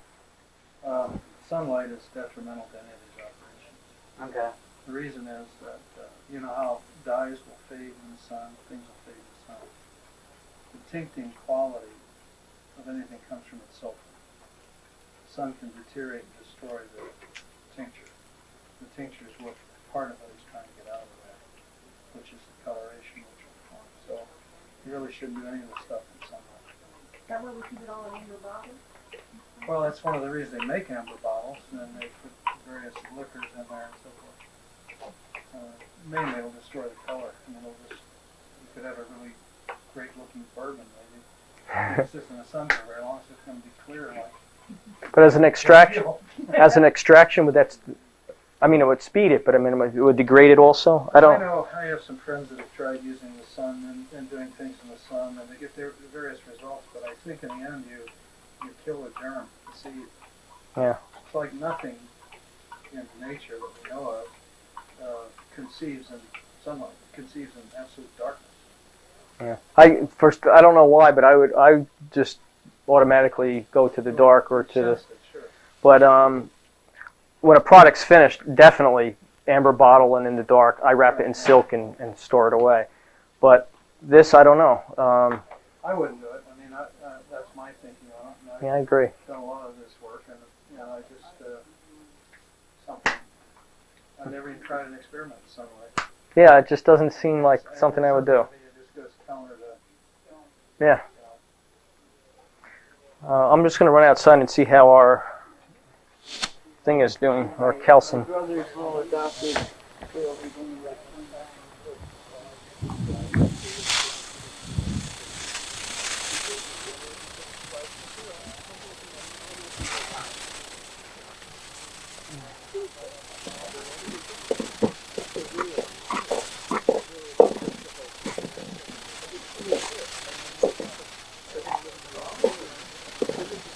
Problem we have is the wind's blowing us. It's blowing all the white ash away. We're going to have to cover it. Okay. While we're letting our processes take place, you can see the essential oils building up even more. Our alcohol is distilling over nicely, and we're collecting that, and our herbs are outside calcinating. So I wanted to talk to you. Yesterday we got cut short a little bit about how you use these plant products. In the handouts I gave you, the last few pages have lists of the planet and all the plants that, not all the plants, but many plants that correspond to it, more of the common ones. So you can go through that list and see which ones you'd like to use. But I'd like to give a quick overview of where we left off yesterday and how we use these plants more specifically. On page 6, we had the picture of the person with different chakras. These are the finer energy systems within our body. We have a correspondence to the planet, astrologically. Again, not the physical body of the planet, but the energetic body of the planet. Remember, everything is the manifestation of the physical body and has an energy essence. The energy essence of us are our chakras. The physical density are the glands. The planet has the physical density of the planet that revolves around the sun. The energetic aspect has the impact on our chakras and on plants. So what we're going to do is pick our plant that has the affinity for the planet and affinity for our chakras. Now, the way we can look at that a little bit closer is on page 7. It lists in Hindu the names of the chakras and the equivalent to an American system, I guess you could say. It gives their approximate location. This isn't my definition. This is from Barbara, I forgot her name, Hands of White. Barbara Brennan, or Barbara, I forget her name. But this is her definition of the location. She decided to land. The chakras, I was talking to Mark last night about this. There is a large discrepancy on where the chakras are located. Some planners want to say one area, some planners want to say another. You can kind of come to your own understanding based on this information. The chakras are not a point, they're an area. Different parts of the area will be stimulated depending on where you are in the system. If you are very primitive, using that word very primitive, the energy center may be in slightly different locations than the gland in that area. As you refine yourself, purify yourself, make yourself a better vehicle of expression, you may turn on another area within that field of the body. That may be connected. So the sensor may vary. It's all hypothetical. But that's part of understanding that may help you figure out why are there such discrepancies on all the different bodies. Now, the other thing is, the last column here has the planets that are attributed to these different centers. This is my understanding. It's a traditional one. I found it to be accurate. I use it. It's not the only one. You may have other correlations, and use whatever makes the most sense. It doesn't really matter in the gyrus. If you're doing the process that we're going to start talking about yesterday, using these plant pictures on a regular basis, you're stimulating all 7 chakras. It doesn't matter what order you're stimulating all. It still works really well. So these are the correspondences that I found to be the most accurate. The next page, page 8, shows you the planets and the day of the week that it corresponds to. These are the glyphs of the planet. I didn't know if you were familiar with them or not, but these are the different glyphs, and they go right down in line. You can read them right off the chart. There's no need for me to go over that. But the next chart, we didn't get a chance to look at it. And this may answer some questions that people ask me later on that we'll cover today. This is the tree of life again. We're using as a basis for a system of exploration. On the tree of life, I placed the planets. This is the traditional approach. The planets are in certain sephirotes on the tree of life. There's none in the first system, and there's none in the bottom that we're using. These are the 7 major planetary centers on the tree of life. We can use this when we charge our essence.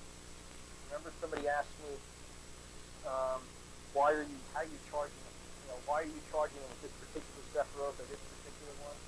The reason is, if we want to charge energy from this Sephiroth, and we're using a plant, a mercurial plant, which lavender is, we would follow that lightning bolt path that was on that one chart. We would come down to this Sephiroth, and we would see lightning bolts spark into our product and charge our product. That's how we talk about charging it today. So we're charging it based on the Sephiroth that corresponds to the planet that we're using. Is that clear to everybody? Lightning bolt? You don't recall that? Okay. Let me refer back to that just as a refresher very quickly. We mentioned yesterday that when you make a plant essence, it's highly magnetic. and it can take a charge very easily. When you reassemble the product that you have separated and purified, it stabilizes to a certain extent. Before it was so magnetic, where's, let's say the mercury, for example. Mercury, and we purified it, we rectified it, and we have 200 proof alcohol now. It's so magnetic, it says, where's my soul, where's my body? And it's looking to attract something. At that point, it's very easy to contaminate. Other energies can affect it. That's why you don't leave it out open in your laboratory. That's why when you walk into your laboratory, you want to be calm, relaxed, emotionally calm, and focused. You don't want to contaminate the product. Once you reassemble your products, they're much more stable. And all? That's what it was. Yes. Are we okay? Awesome. How much can you lose? No way of telling? I go back over. Okay. What do you want to do? Probably, Want to change batteries or something? not now. Okay, I got the ambient mic on. Go ahead, it'll pick you up. Okay. I forgot where we were. Charging, putting it back together. Oh, putting it back together. Once you reassemble your product, it's much more stable. It's not as affected as easily from outside influences. But the analogy we used yesterday, it's like a sponge. Although we saturated the sponge to a certain extent, we didn't fully saturate it. So it will still take on additional charge or become contaminated from outside sources. So what we do is we charge the product to fully saturate it so it's less likely to be contaminated by other influences. And the method we used was the shortcut method. We'll review the shortcut method and then I'll show you the longer method because two people asked me to go over that, so we'll do that. I'm missing from my notes the lightning bolt. Did anybody have that? I got one real quick. Okay. The method we were using for the quick charge, all right, this is the simplest one, was to put this tree of life at our oratory, at our altar, and you put your product, I'm doing it in reverse, pretend I'm the back wall that your oratory is on, and I'm the wall, let's say. You put this on your wall, and you put your product here, and you'll be standing, in front of it, or the way I'm facing behind it. And you will envision in your mind's eye, this is like the stand-up exercise, you're doing this in your imagination. It doesn't matter if you see it, you may not see it, but just know it's there, and use your imagination. Energy follows thought. You see energy coming down into Kepler. From here, it swings over to Hachma, goes over to Bina, Hesed, Gebura, Tefarth, wherever, down through this lightning bolt path. Now let's say we're charging something, say a Mars product, and we're going, Mars is in Gebura, which is right here. All we would do is see the light come down here, arc to here, arc to here, arc to here, arc to here. At this point, now we see it arc to our product. Just like an electrical spark, like a Tesla coil or a static electric generator, it arcs down to our product, and our product, it's like a light bulb went on, and it lightens it up. The arc dies here, and this dissipates. Our product is still glowing with a bright light. We wrap it in silk, and just let it mellow in that energy. That's the quick charge. You want to do a more specific charge, a more intense charge. Mark covered a lot of work for me, so this is a lot easier to explain thanks to Mark. I lent him a chart last night because he misplaced his. Does this look familiar? Yes. Okay, this was chart number 10 on our handouts. On the Tree of Life, if you also remember yesterday I mentioned that there's different systems of breaking all of creation, all that's manifested and unmanifested, into divisions. The Tree of Life, the Tree of Life breaks it into 10 divisions, or 10 emanations. But you can do subdivisions within there. You can take this and break it into the 4 worlds, as it's called. And Mark covered them last night. It's the Absolute, the world which God acts directly upon. It's the world of Bria, which is the creative world. The Yetziratic world, which is the formation, the formative world. And Asya, which is the material world. Within each of these 4 worlds is a whole nother tree. So we have 40 Sephiroth altogether. These are basically different densities within each of these areas. I'd like to give you an example. Do you remember the one chart, which I'll refer to again? It's a lot easier to do this with overheads. Do you remember when we overlaced the tree of life in our double circle? I said that matter, which is this big circle, the densest manifestation was down here. The finest manifestation was up here in Bina. If you look at this chart, Bina, in this world, in the archetypal world, Bina is down here. It's the Malkuth of Bina. And remember the other thing I mentioned to you, the Yetziratic texts mentioned that Malkuth sitteth upon the throne of Bina. Right here, it's sitting on the throne of Bina. The Malkuth, the densest energy within this triad, this upper triad, is the Malkuth of the archetypal world. That's our soul, the essence of our soul. Is this making sense? So we have these different worlds within here, within these 4 divisions. What we can do, if we wanted to charge our product, we use the same system. We'll use the lightning bolt. The only thing we'll do different is we will see the energy coming down. When we get to the Sephiroth that we want to charge, let's use the same thing. Let's go to Qabalah.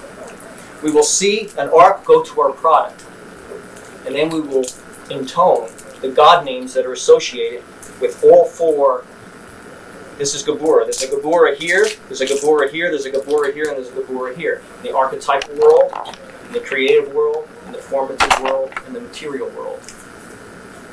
So what we would do is intone the god name for each one of those Sephiroths within each world. Now I have those names for you. Yes. The handout. You see them? Now I took the liberty, and I believe these to be accurate on my limited ability to interpret Hebrew.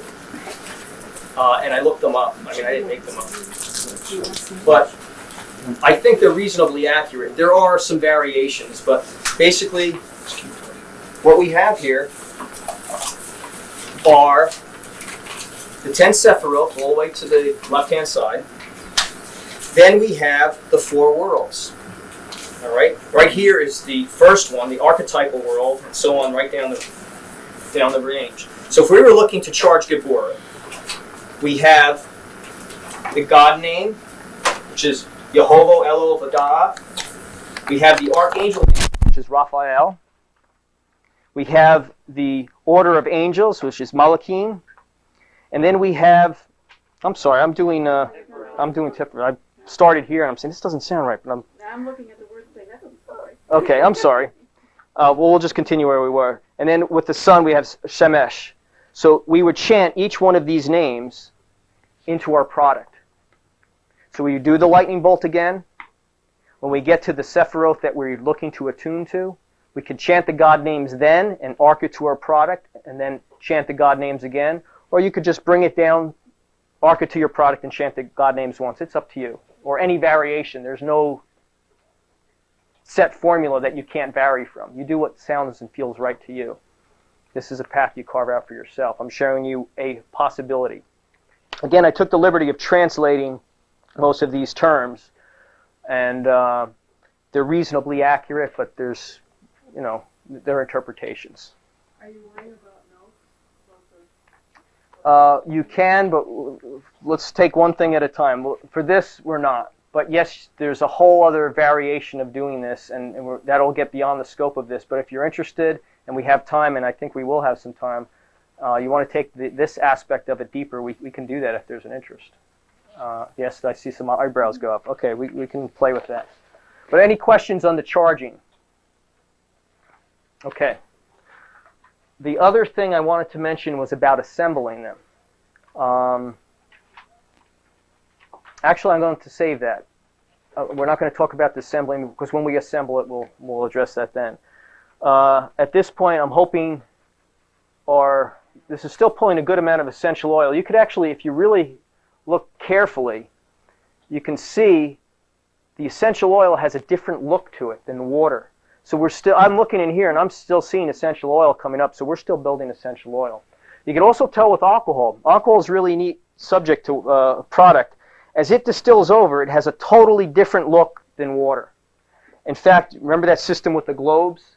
I love that system because when you see the alcohol, it leaves these long streamers that come down in the globe. When the alcohol passes over, it doesn't make those long streamers. It makes kind of water bubbles, water droplets. It doesn't have that same streaming effect. You can almost watch the alcohol as it moves through the system. It's really pretty amazing. So far, any questions on the process? This is pretty straightforward. It's not that difficult. I mean, if you have the equipment. And if you don't, it's still not that difficult. Yeah, but these long water, those are water because they're coming too fast because there's more water than there is oil. So is that correct? Most of this is water. Most of this is water. But right back here, I can see an essential oil. It looks like there's water and oil. You know how it doesn't quite mix? It drips different than the water. It's hard to describe, but if you look carefully... The smaller bubbles, would you say? They're not really bubbles. It's the way it drips. It leaves almost like an oily trail. It kind of slides down. Whereas the water just drips down and there's no residue. This is leaving like a little oily residue. When the oil starts lessening, you'll see less is collecting. A lot of times, I don't know if this is a graduated one. A lot of these are graduated. Mine is graduated, so I can measure it and say, hey, I've let this run for an hour, and I still have the same amount. I'd shut it down, just turn it off. I'd let it rest and cool down, and I turn it back on again and do it all over again. And I might do that 3 or 4 times. The last time, I actually break it down a little bit. I take this globe, I take out some of the plant matter. I have a real big top, so I just slide the top off. I scoop out most of it, and I grind it in that mortar and pestle I showed you. I throw it back in, and I run it one last time. That's the last time I run it. And I try to get as much oil as I can. This is a rare... one of the harder aspects to get out of the plant is the essential oil. Some of them have so little that you won't even bother doing this. You'll extract it. You'll marry them together and pull them out. Where do you get your flasks with the large joint? They're more expensive. Yeah. Yes. He's got one somewhere. He's got that with like a top shelf up there, and you show your photograph. Yeah. When you order glassware, all glass companies will have them. That's called a reaction flask. And they make many different variations and styles. The kind that I like was the round bottom, just like this, because they fit well in heating mantles. And they have the large opening on the top. They're more expensive, but for me, it's worth it. It's a little much easier. To try to take this herb out of here is a pain in the neck. And it's just so much more efficient with the larger top. But they're quite a bit more expensive. This flask, I'm guesstimating, probably about $50 just for this bottom glass. A reaction flask of the same size, you might spend closer to $100. Fisher has it. I prefer this. The companies that I prefer, and this is just personal preference, I like, my favorite is Qantas. I think their prices are reasonable and their products are terrific. Another good one, reasonable price, is Lab Glass. Lab Glass and Qantas seem to have the best prices. And there's other ones. Those are the ones that I'm familiar with. But they have... I don't know how the prices compare. Okay. Just like Qantas. Okay. But Qantas I'm real partial to. They have a custom glass shop. And if you talk to Cindy, anything you want, talk to Cindy. She'll make whatever you want. She's made several pieces. Yeah, if you call her and say, I want the same thing Anthony Follari has. My company's name is Pathways. You tell her Pathways, and she could tell you what I had made. And I had the globes made because those are custom. I had that oil extraction system, 2 of them made by her. I had an alembic head that made, and I'm having her make a retort. It's Kontes. If you get the bottom one with a large opening, then you got to marry it to it. All right, but wait. Let me explain something. I have a large one with a large opening, but I don't use that for the oil separation. That is a separate piece up here with a large opening. The bottom flask was this. This is a 4550. The joints are measured in a number. There's 2 numbers. The one number is the diameter of the bottom. That's the first number is the diameter at the bottom. The second number is the diameter at the top. These are tapered fit. I get the largest that they generally have without custom ordering is a 5550, which is as biggest. I want it as big as possible so I can get in there to clean it and brush it out. And then you use these reducers.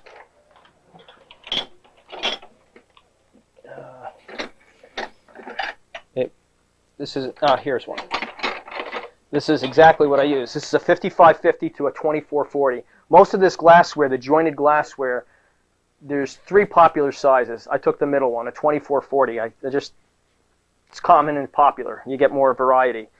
So it's a 5550 to a 2440. And I use this to reduce it down to my regular size. And it gives me a little bit easier to clean it out. The reaction flask is a 4-inch top. And you can put on whatever you want. What's nice about it, if you order this flask with a reaction top, you could put any top you want on it. You could put a single neck top, a double neck, a triple neck. So one flask is really 3 flasks. Whereas if you order this, you have 1 flask. You'd have to branch it out, and it's not quite the same. But there are advantages and disadvantages to both. Whoops. But it's in a chemistry lab. That's not a good looking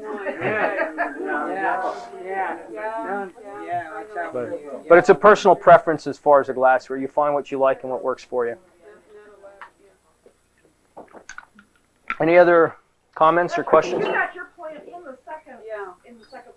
Never mind. I'm coming back to you. Okay. Yeah, we don't have the pictures to refer to, unfortunately. But yeah, I have the plant in the top one. So for me to take it apart, all I have to do is I pull this clamp off, I slide this up, I take the clamp on it, I slide my reaction top right off.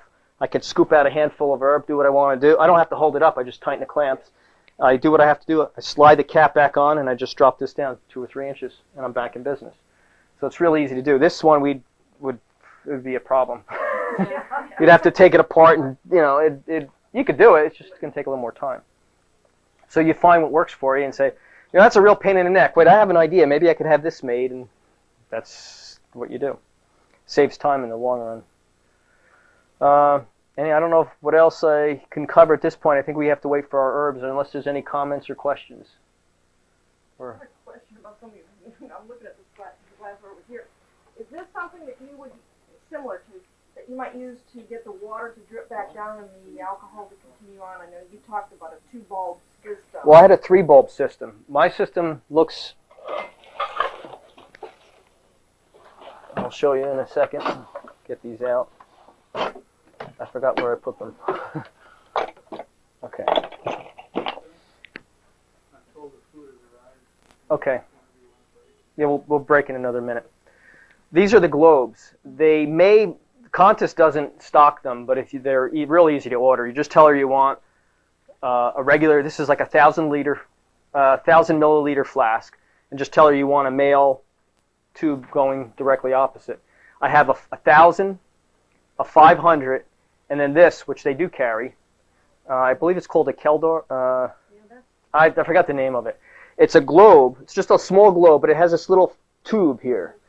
And these are real handy for distillations. You can put that in between here, and it will simplify your distillation because you'll get less water vapor coming through. The water can't do this fancy turn, and it will hit that and bounce off and fall back down. So it takes longer to distill, but you get a higher alcohol content. So you could just pop this right in between this adapter neck and the flask, and you simplified it. You're on a budget, and you invested in this, and now you want to invest in another piece, just buy one of these. Then you can buy another one, and you can buy another one, and you can go up to the 3 globe if you want to go with that system. I love that system. Russ showed me that. It was in one of the stone, and it works great. I like it. Any other questions, glassware or anything? Well, let's eat. Okay, to pick up where we left off, we finished calcining our plant residue, and you want to bring it down to the gray state. If there's any black in there, there's still carbon, and we don't want carbon. We want to get rid of all the carbon. At this point, we're pretty much done. Everything in here is pretty much gray. I don't see any black. This is going to give us our salts, and we're going to process these. That's our next step. Before we start, I just want to mention we shut down our essential oil I'm not seeing any more oil building up. So we'll shut this down. We're going to let it cool. As it cools, if we have the time, we'll turn it back on again. By this time, all of this stuff is steam saturated, and we may have opened it up. When it cools off, we'll run it again, and you'll be surprised. We'll mark it carefully if we do it again, and we'll see. We'll probably get a little bit more oil. And you could do that several times. When you see no more oil coming out, that's the point I open this up, grind up some of that plant matter, and try it again. Sometimes it works, sometimes it doesn't. I'm not going to talk any more about essential oil other than when we pull it out of here to use it. So that's it for essential oil. And would you separate the water and the oil when you put it out by redistilling the water out? No, we won't redistill it. What we'll do is we could use this as a separatory funnel. Yeah, so it gets down there. We can siphon the water out. As the water comes out, the oil comes lower, lower, lower. As soon as we start seeing that oil, then we turn this down so it's just dripping. And as soon as we see the oil hit down there and we see it coming out here, we shut it off. Then we could run the oil through. Okay. And you're not going to get it all out. There'll be a little coating of oil in here. What's the oil again? Oh, the oil is right up here. At that point, you have two options. You could just let it see if some more of it drips down. Or, since we're going to be recombining this, you can take a little of your alcohol, squirt it in there, shake it up a little bit, and decant it out. And mix it with your alcohol, and that way you capture more of it. Especially, we have a good amount, but if we had less and you're trying to capture as much of it as you can, you're going to use a little alcohol to dilute it. And if you want to keep it separate, you could always distill off that alcohol. Does that make sense? If you need to, but usually for what we're doing, for our process that we're following, we can wash it out with a little alcohol and throw the alcohol in with the rest of the alcohol. If you're doing a plant stone, you may want to keep it separate. Right, we're going to mix it anyway. The distillation, we also shut down. This is complete at this stage. The water we were pulling, the distillate that we were pulling over climbed up to just about 90 degrees, 89 degrees, which means the alcohol was diminishing and we were pulling over more and more water, so we shut it off. We have alcohol and a water mixture down here. We also pulled over some essential oils. So we have in this receiver mostly alcohol, secondarily probably water, mostly water, and third component is essential oil. And this is done. So we're ready here, we're ready here. The last thing we have to work on is our salts. Now, if you remember when we started, this was probably mount up this high. We didn't put it all in at once, but we had quite a bit of plant matter we started with. And here's what we were ending up with. It would have been this plant matter, and this would have been the liquid we use in here. We had to do it simultaneously so we could do it all in one day. We're going to take these plant salts, and we're going to come over here to process them. What we're going to do, there's two ways of doing it. The more thorough method is what we're going to do first. We're going to take these salts and put them in filter paper or a coffee filter. And we're going to put it in this apparatus, which is a sock slit extractor. And we're going to turn it on. I'm going to turn it on now so we can get things moving quicker. I put a few boiling chips down here. We're going to boil this water. The water is going to come up here. This is sealed. The steam can't go into this chamber. The steam has to come up, go through this little outside tube, comes up to here, heat, since it's hot it rises, comes up into this condenser, cools off, and drips into here. So we're getting pure distilled water in here. It's going to work the same as the oil separator. What happens is this little siphon tube will only allow the water to come up to this high. When it gets to this high, it starts to siphon. Now that was not really a siphon, that was just an overflow. This siphons it, and it'll actually empty this out. It's like dunking your tea bag. The only difference is we're constantly getting fresh distillate in here. We're not using the same tea water, so to speak. We're getting fresh distillate because all of that will rinse back down in here, and this water will turn a color, like a yellowish color. When we continue to evaporate or boil the water, we're getting pure distilled water again. So we're constantly soaking these ashes in here with distilled water. So we're going to extract more of it out, and it'll all get concentrated down in here. And there's a little trick, which I'll mention now in case I forget later. after we do that, we're going to have the water-soluble salts concentrated in here, and the caput mortuum, or the carbonates and stuff that we're not going to use in this process, stored up here. What I like to do, you'll see the water will come out clear toward the end. That means that you've extracted the water-soluble salts. I like to run it up until it's almost ready to siphon, and then shut it off. Because our next phase is to boil this down into water. Boil all the water off. Well, I'll let this kind of do some of the work. That's that much water, that much less water I have to boil off. It doesn't so much save that much time, but it saves a little bit of time. And since we only have about 500 milliliters of water, that's probably a good 150. It's all that much less we have to evaporate without changing anything. So as this heats up, which will take a while, we're going to put this in our filter paper and get this Soxhlet extractor going. The other thing we're going to do, since our distillation is done, whoa, what was that? Since our distillation is done, we have our other salt that we have to capture. This is the salt from the plant matter. If you refer to our chart, somebody hand me there one of them. Thank you. If you refer to our chart, we did the first step, which was the oil extraction. We did the second step, which was the fermentation and the distillation. Now we're up to, I'm not covering it the greatest with my hand, but you'll have to follow me the best you can. Okay. So with our plant matter, we're down to this phase. We just calcined it, which is right here. If you follow me on our chart, the next stage is the Soxhlet extractor. We're going to extract the water-soluble salts. So this is where we are on our little flow chart. We're almost done on this side. This side, our next step is to take the remaining water from our distillation, and we're going to evaporate the liquid. We're going to evaporate the liquid until it comes down to what's called a honey. It's a very thick viscosity substance. And then we're going to calcinate that. We're going to evaporate it down until it's dry and calcinated. To save some time, I don't like to use metal, but we're going to use a little metal today.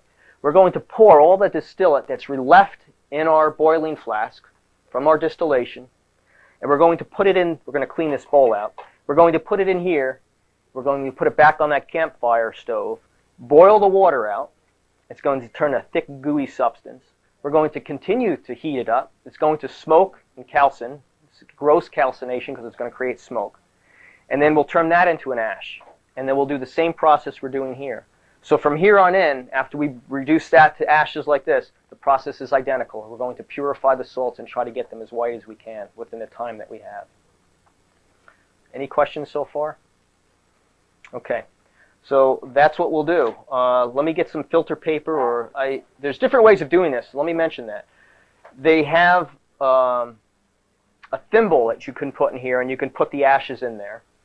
Another way, and the simplest way, and the way I use, just because it's cheaper and easier, is I just put the salts in actually use the non-bleached coffee filters, and I put it in there, which I probably get a little contamination from the coffee filter, but I consider that very minimal.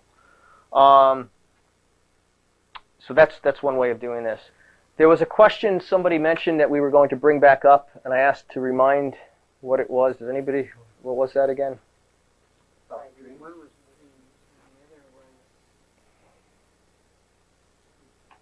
Well, one other point that came up before, and I'd just like to mention it. When it comes to plants, you're not limited to just small shrub-type plants. Trees are big plants, and they have a longer life cycle. A typical plant might have a 1-year life cycle, or as we mentioned, a 2-year life cycle, or it might be a perennial. But a perennial plant, a small type plant, life cycle may only be 5, 10, 20 years, 30 years. It's still relatively limited. Whereas a tree might have a life cycle of 100 years, 150 years. It's a more mature plant. And because of that, it has a more mature energy. And you may work also with plants. And the same thing applies. The seeds and nuts of trees and the fruits of trees have a lot of energy in them, and a real good way to look into making spagyric tinctures. Don't limit yourself to small plants, trees or big plants. And that's a good place to look for spagyric products. We'll get this going, and as it's going, we'll talk about the dreams. There was a few things that I think are would be nice to share. You may find them helpful, so we'll talk about those. But meanwhile, let's get these salts ready to put in our soxhlet as this is just starting to heat up. I have to get some filter paper, which I happen to have some here, which we'll use. I prefer coffee filters, actually, because they're already formed in a little cup. But all we're going to do is form a funnel, take our salts, put them in there, and close this up a little bit. You don't have to make it too tight. In fact, it's best if you don't. This is the fancier way of doing it. My soxhlet's bigger, and this would have fit, but it's not going to fit in this one. I'll have to reform this a little bit. It's nice to use a soxhlet.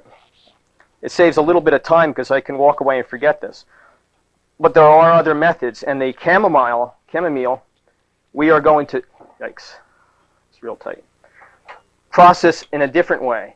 Because remember, I wanted to show you a way we can process without all this fancy lab equipment. All you really need is a couple of mason jars and some stuff at your house, and the only thing you really have to buy is a crucible. So as this goes, the next thing we'll do, we'll go back to our distillation. Could I ask somebody just to rinse this out for me, just so we save a little time? As we break this down, we're going to take our alcohol,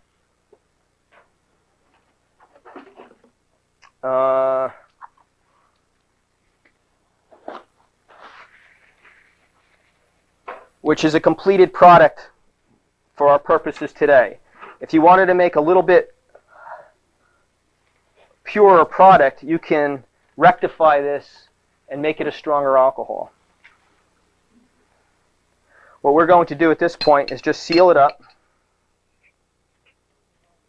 That smells good. Seal it up and save it for when we're ready to recombine. So now we have two of our components, our mercury and our sulfur. You can see the oil, now that it's cooling off, has clarified a little bit. It's not as cloudy because some of the water, it's the reason it was cloudy is because there was water vapor in there. Now the oil floats on the top, so it's pure, it's settling, separating, and the water's underneath. So we get a nice clear separation of the oil. We're going to take this,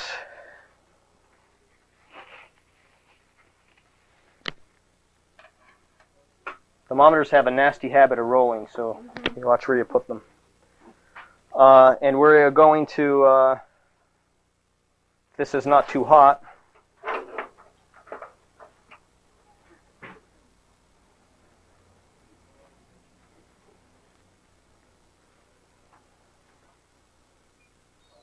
I could still smell that alcohol. It smells, I don't know if the smell might start permeating toward you. It smells really good. This is aromatherapy at its finest. This liquid, as soon as that bowl comes, this is going to be really hot. I really don't want it to cool off because we're going to boil it, so we're already at operating temperature. We're just going to reduce this down to a mucky honey. That is basically all we're doing. And is that I don't think it's going to maybe start dripping soon, hopefully. No, not yet. Okay. Perhaps once we get this on the stove outside, there's no need to film it. All we're going to do is basically boil it. As it gets thicker, I'd like you to see what happens because it gets the viscosity gets to a point where it foams and bubbles, and it looks like lava and bubbling. It's pretty amazing. That's perfect, thank you. Let's just dry it out so we don't get any of the minerals in the water to contaminate our salts. It would be minimal, but it still would be. Although we're getting contamination from chromium from the stainless steel bowl and nickel and whatever else is in here. I don't like to use metal, as I mentioned earlier, but I have to use what we have available. That's why you use the quartz. Yes, I like quartz. It's pretty pure. Question for you, Anthony. If you're doing dishes, so to speak, then you really shouldn't let them air dry. Your glassware? Yeah, you saw That's something we should talk about. To clean your glassware, there are cleaning solutions. And that's a good point. I said I was going to talk about how to handle our products, our glassware, so I will do that. You'll probably get a whiff of some essential oils and alcohol that's remaining in here. The alcohol smells even better than this. The alcohol remember, the alcohol carry the essential oils. This doesn't have as much essential oil as the alcohol. In fact, I think we're going to have to boil that down before we do anything else. It might be interesting to take a whiff of this, and don't do this one too long, but take a whiff of this. And this has the essential oils. This has some, and it has like a tea, but we'll just take a whiff of that, and take a whiff of this. There's a difference. Do you smell it? We can do that when we assemble them. You'll get this whiff of the smells. If somebody wouldn't mind putting this outside and putting the stove on while we continue, we'll just use those gloves. It's going to be real hot, and there should be a striker out there. Just put it on. Leave the lid off because we want to evaporate it. And when it boils down, we'll add the rest of this. At this point, we'll talk a little bit about taking care of our glassware. After we finish something, what do we do with it? I'll stall a little bit so he wanted to hear this too, I believe. But in cleaning glassware, you want to make sure it's clean. And this is the same as your foodware. I mean, you're making edible products. If you get into alchemy and start with mineral or metallic work, I suggest the kosher approach. 2 sets of glassware. It gets expensive, but you're minimizing contamination. If you do a lead acetate dry distillation, I wouldn't want to use that equipment. No matter how well you clean it, you can clean it out with glacial acetic acid and dissolve whatever you want. I just don't want to use that for plant work. I would suggest that you develop different sets of glassware. I'm in the process of doing that now. Most of my glassware, a large percentage of my glassware, is from Contis, and Contis is my plant work glassware. The other glassware is my mineral work glassware. So I never can mix up the two, and I don't have to separate drawers or this and that, or what was this? If it's Contis, it's plant work. If it's anything else, it's mineral work. That's one approach. But to take care of the glassware, when we finish this, what I like to do is you wash it out just as you would wash any dishes in your house. You need special brushes, but they're relatively inexpensive. Brushes that can get in there and scrub. They make different cleaning solutions. Where you buy the glassware will have cleaning solutions. For plant work, you're not really doing anything that's that nasty or that needs real strong cleaners. Regular soapy water. I won't recommend dishwashing detergent because it has certain things that prevent the water from making water spots sometimes, and it actually coats the glass with substances, which we don't want. The cleaning substances you buy specifically for chemistry ware it rinses clean, and that's the better stuff to use. What I do when you clean out a flask like this, or even this is a better example with a narrow neck, it's real hard to dry it afterwards. You can't get in there and dry it. So after I wash it really well, I get distilled water. I squirt distilled water in there. I knock it all around. I dump it out. I put another fresh distilled water. So when it evaporates, it leaves no mineral residues on your containers. And then dry it out the best you can. Let it just air dry. And that's basically it. It's not really anything that fancy. If you have essential oil and you want to clean it out, the best dissolving substance for it is the mercury. So use your alcohol to wash your essential oils. The alcohol itself is a good way of cleaning glassware that will subject it to any plant matter. So if there's something in there that you can't get out or you want to break down a little bit more, use the alcohol that you distill from the plants, grape alcohol. Buy cheap gallons of wine and distill it and keep it on hand for washing, cleaning, and doing whatever you need to do. It's nice whenever I go into my lab, I never do one process at a time. I like to, because I got 4 kids, a job, and I work just like everybody else. When I get in my lab, I need to maximize my time. I'm focused on what I'm doing, but I do more than one thing at a time, just like we did today. So I might have an oil, if I'm doing an oil separation and I have nothing else to calcine or nothing else to work on, I'll just throw in a gallon of wine and distill off some alcohol, so I'll have alcohol when I need it later. Or if I have different plants and different processes, I'll say, let's say I have an hour today, hey, I can run this through one purification, or I can do this or that. So you can maximize your time in the lab.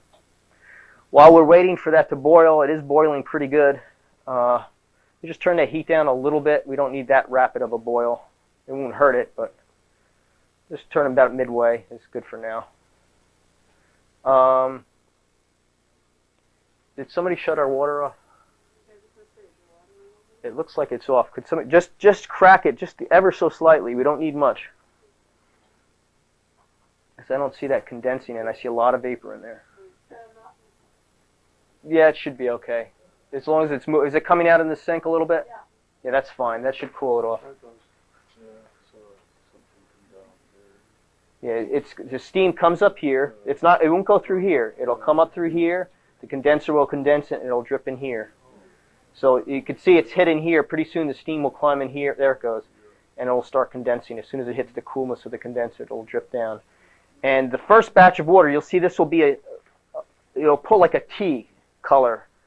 And then it will drain out into here, and this will be tea colored. And then fresh distillate, and it'll keep doing that. When it comes out clear, we're done. So this is kind of a set up and leave it alone operation. All right, the thing I wanted to mention about some dream work was this. I mentioned that you record your dreams and you record your meditations, because a lot of those things are so ephemeral. When you're there, you say, oh, I'm not going to forget this. I'll remember, and bam, it's gone. And even if you could remember it, you'll be amazed at how profound that you are later on in hindsight. You'll say something, you'll think about it, and say, yeah, I know this. And you write it down anyway, and then 3 or 4 years, 5 years go by, and you go read your diary, and you go, holy mackerel, I forgot that. And you literally forget. So it's important to record the things down, but here's the important thing that I found.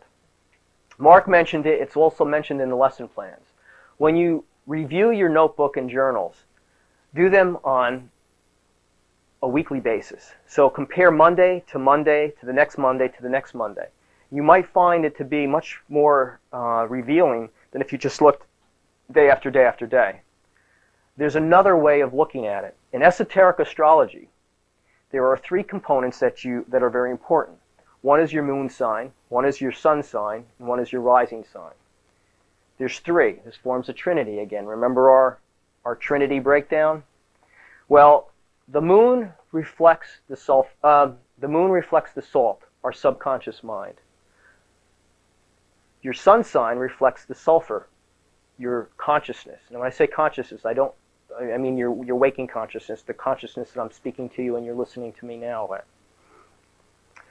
The Mercury represents your superconsciousness or your higher self. And that is reflected in your rising sign.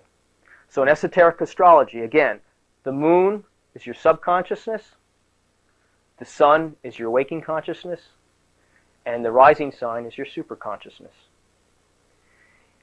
The moon goes through a 28-day cycle. It spends approximately 2 days in every sign. This is easy to find out if you get an ephemerist, or if you buy a astrological journal, they'll always have what sign the moon is in. It's interesting to compare when your rising sign, which is your higher self, and compare the messages, your meditations, and the dreams that happen on your rising sign, when the moon is in your rising sign. Your dreams are controlled for the most part, they say, by the moon. So when the moon is in your rising sign, it's reflecting your higher self. When it's in your sun sign, it's reflecting your mission in this lifetime. When it's reflected in your moon sign, it's kind of your past. That's another way, esoterically speaking, in esoteric astrology, the moon reflects your subconsciousness and your past, what you came into this incarnation with, what you're most comfortable with, what you're real familiar with. When push comes to shove, what you fall back on. The sun sign represents your waking consciousness and what you're doing in this incarnation, the main lessons you have to learn now. The rising sign is what you're aspiring toward. It's the skills that you may be using a little bit now, but when push comes to shove, you jump back to something else. It's something you're exploring and you're learning about. That's your rising sign, and that's your soul pulling you along your path, along your journey. So those are interesting ways. The last way I want to mention about reviewing your journals is also look toward the phases of the moon, because again, the moon rules your subconscious mind, which is mostly has a strong impact on your dream work. Now, this sounds overwhelming, but you'll find one of those will work better for you than the other. And I kind of jumped between them, and I vary it now and then. If I can't find a theme or a message in my journals, then I look to those three things. Between those three things, I usually find there's a consistent message that's coming, if you look for it. What was the last one? Just that? The phases of the moon. You might find that the first a new moon versus a full moon versus a half moon versus so on and so forth. You can compare it in those fashions: a quarter moon, half moon, full moon, new moon. So I just wanted to mention that also. That could be significant for you. At this point, I think we may be able to add the rest of this, and we can take our chamomile. I'm not really too happy with the color that we pulled out of this yet, but I would like to get moving on this. We'll pass this around one more time to shake it up. Ideally, I would leave this, if you were making a tincture, I would leave this in a place to sit for one complete lunar cycle. One full cycle of the moon, so it's exposed to the full energies of a full phase of the moon. It's nice, ideally, and don't get too locked into this, it's nice if you start this on a new moon and complete it on a full moon. That's my own personal preference. Why? I don't know. That's what I think I should do. I don't really have a logical explanation other than new moon is at the beginning and a full moon is a completion. So I'm following a macro cycle in a micro level. I'm not happy with the color of this tincture. I think it should be darker. But we're going to go with this. I can open it up, but I don't want to evaporate anything that we're pulled out. Are you saying that a full lunar cycle then is just going through the phases once, or do you need to go 28 phases and back? I would leave this to circulate for one lunar month. When you start it is up to you, but I would suggest you start it on a new moon and end it on a full moon, but don't get too locked into that. Why wouldn't you end it as the moon came back down? To the full, I'm sorry. Yes. All the way through the You go through a cycle, but I like to harvest it on a full moon. It's actually be a month and a half. Oh, okay. But I like to harvest on a full moon because that shows completion. But if you go through a full lunar cycle, you're exposing it to the energies of a full cycle of the moon. But I like to harvest on it. I shouldn't say harvest. I like to end on a full moon or right before a full moon. Because to me, the energy is on a building phase rather than on a waxing. I like to end with a waxing, not with a waning. So after we boil off of this, then we're going to separate this and calcine it, and that'll be our next phase. How are we getting some distillate in there? Okay, is that? I don't know. The water must be on. I see it condensing here. Yeah. Oh, it's dripping. It just hasn't saturated the salts yet. This should start building up soon. Could you use a nylon bag? Sure, you could. I would actually probably prefer a pure paper, because the nylon with that kind of heat, I don't know. That's a good question. My preference would be probably, I would lean toward the paper. If you really want to get as pure as possible, I'll show you what one looks like. I think he has some here. Oh, here, okay. There are many different types. This is one type of I think they're called thimbles. Somebody help me out here. Thimble? Okay. This is all glass. The bottom is a porous glass, and these are Pyrex. And you put this in. You put your salt in here. You drop this in the sock slit, and it drips into here, and it filters out here when it siphons. This is as pure as you can get. There's no contamination of paper. There's no contamination of nylon. It's just glass, which is pretty inert, unless you're doing some kind of acids or something. But it's pretty inert. And this is the most, the purest way of doing it, which is probably a good idea. But these things are expensive too. This little thing is probably like $60 to $80 or maybe $100. And this fritted glass will get stained, which is introducing another source of contamination. So you try to be as pure as you can, but you can only go so far. But you can use these. And there's other types of thimbles, but that is one. Any other questions so far? We're really just waiting for processes to take place. That's why I said it's nice. If you just came into your lab and you did one thing, you're going to spend a lot of time waiting. Whereas if you could do 4 or 5 or 6 things at a time, still being focused in what you're doing, you'll get a lot done and you maximize your lab time. So that's a good way to work through it. I think at this point we'll maybe bring this outside and we'll get a glove and we'll pour the rest of this in and we'll take a look how the sulfur outside is doing.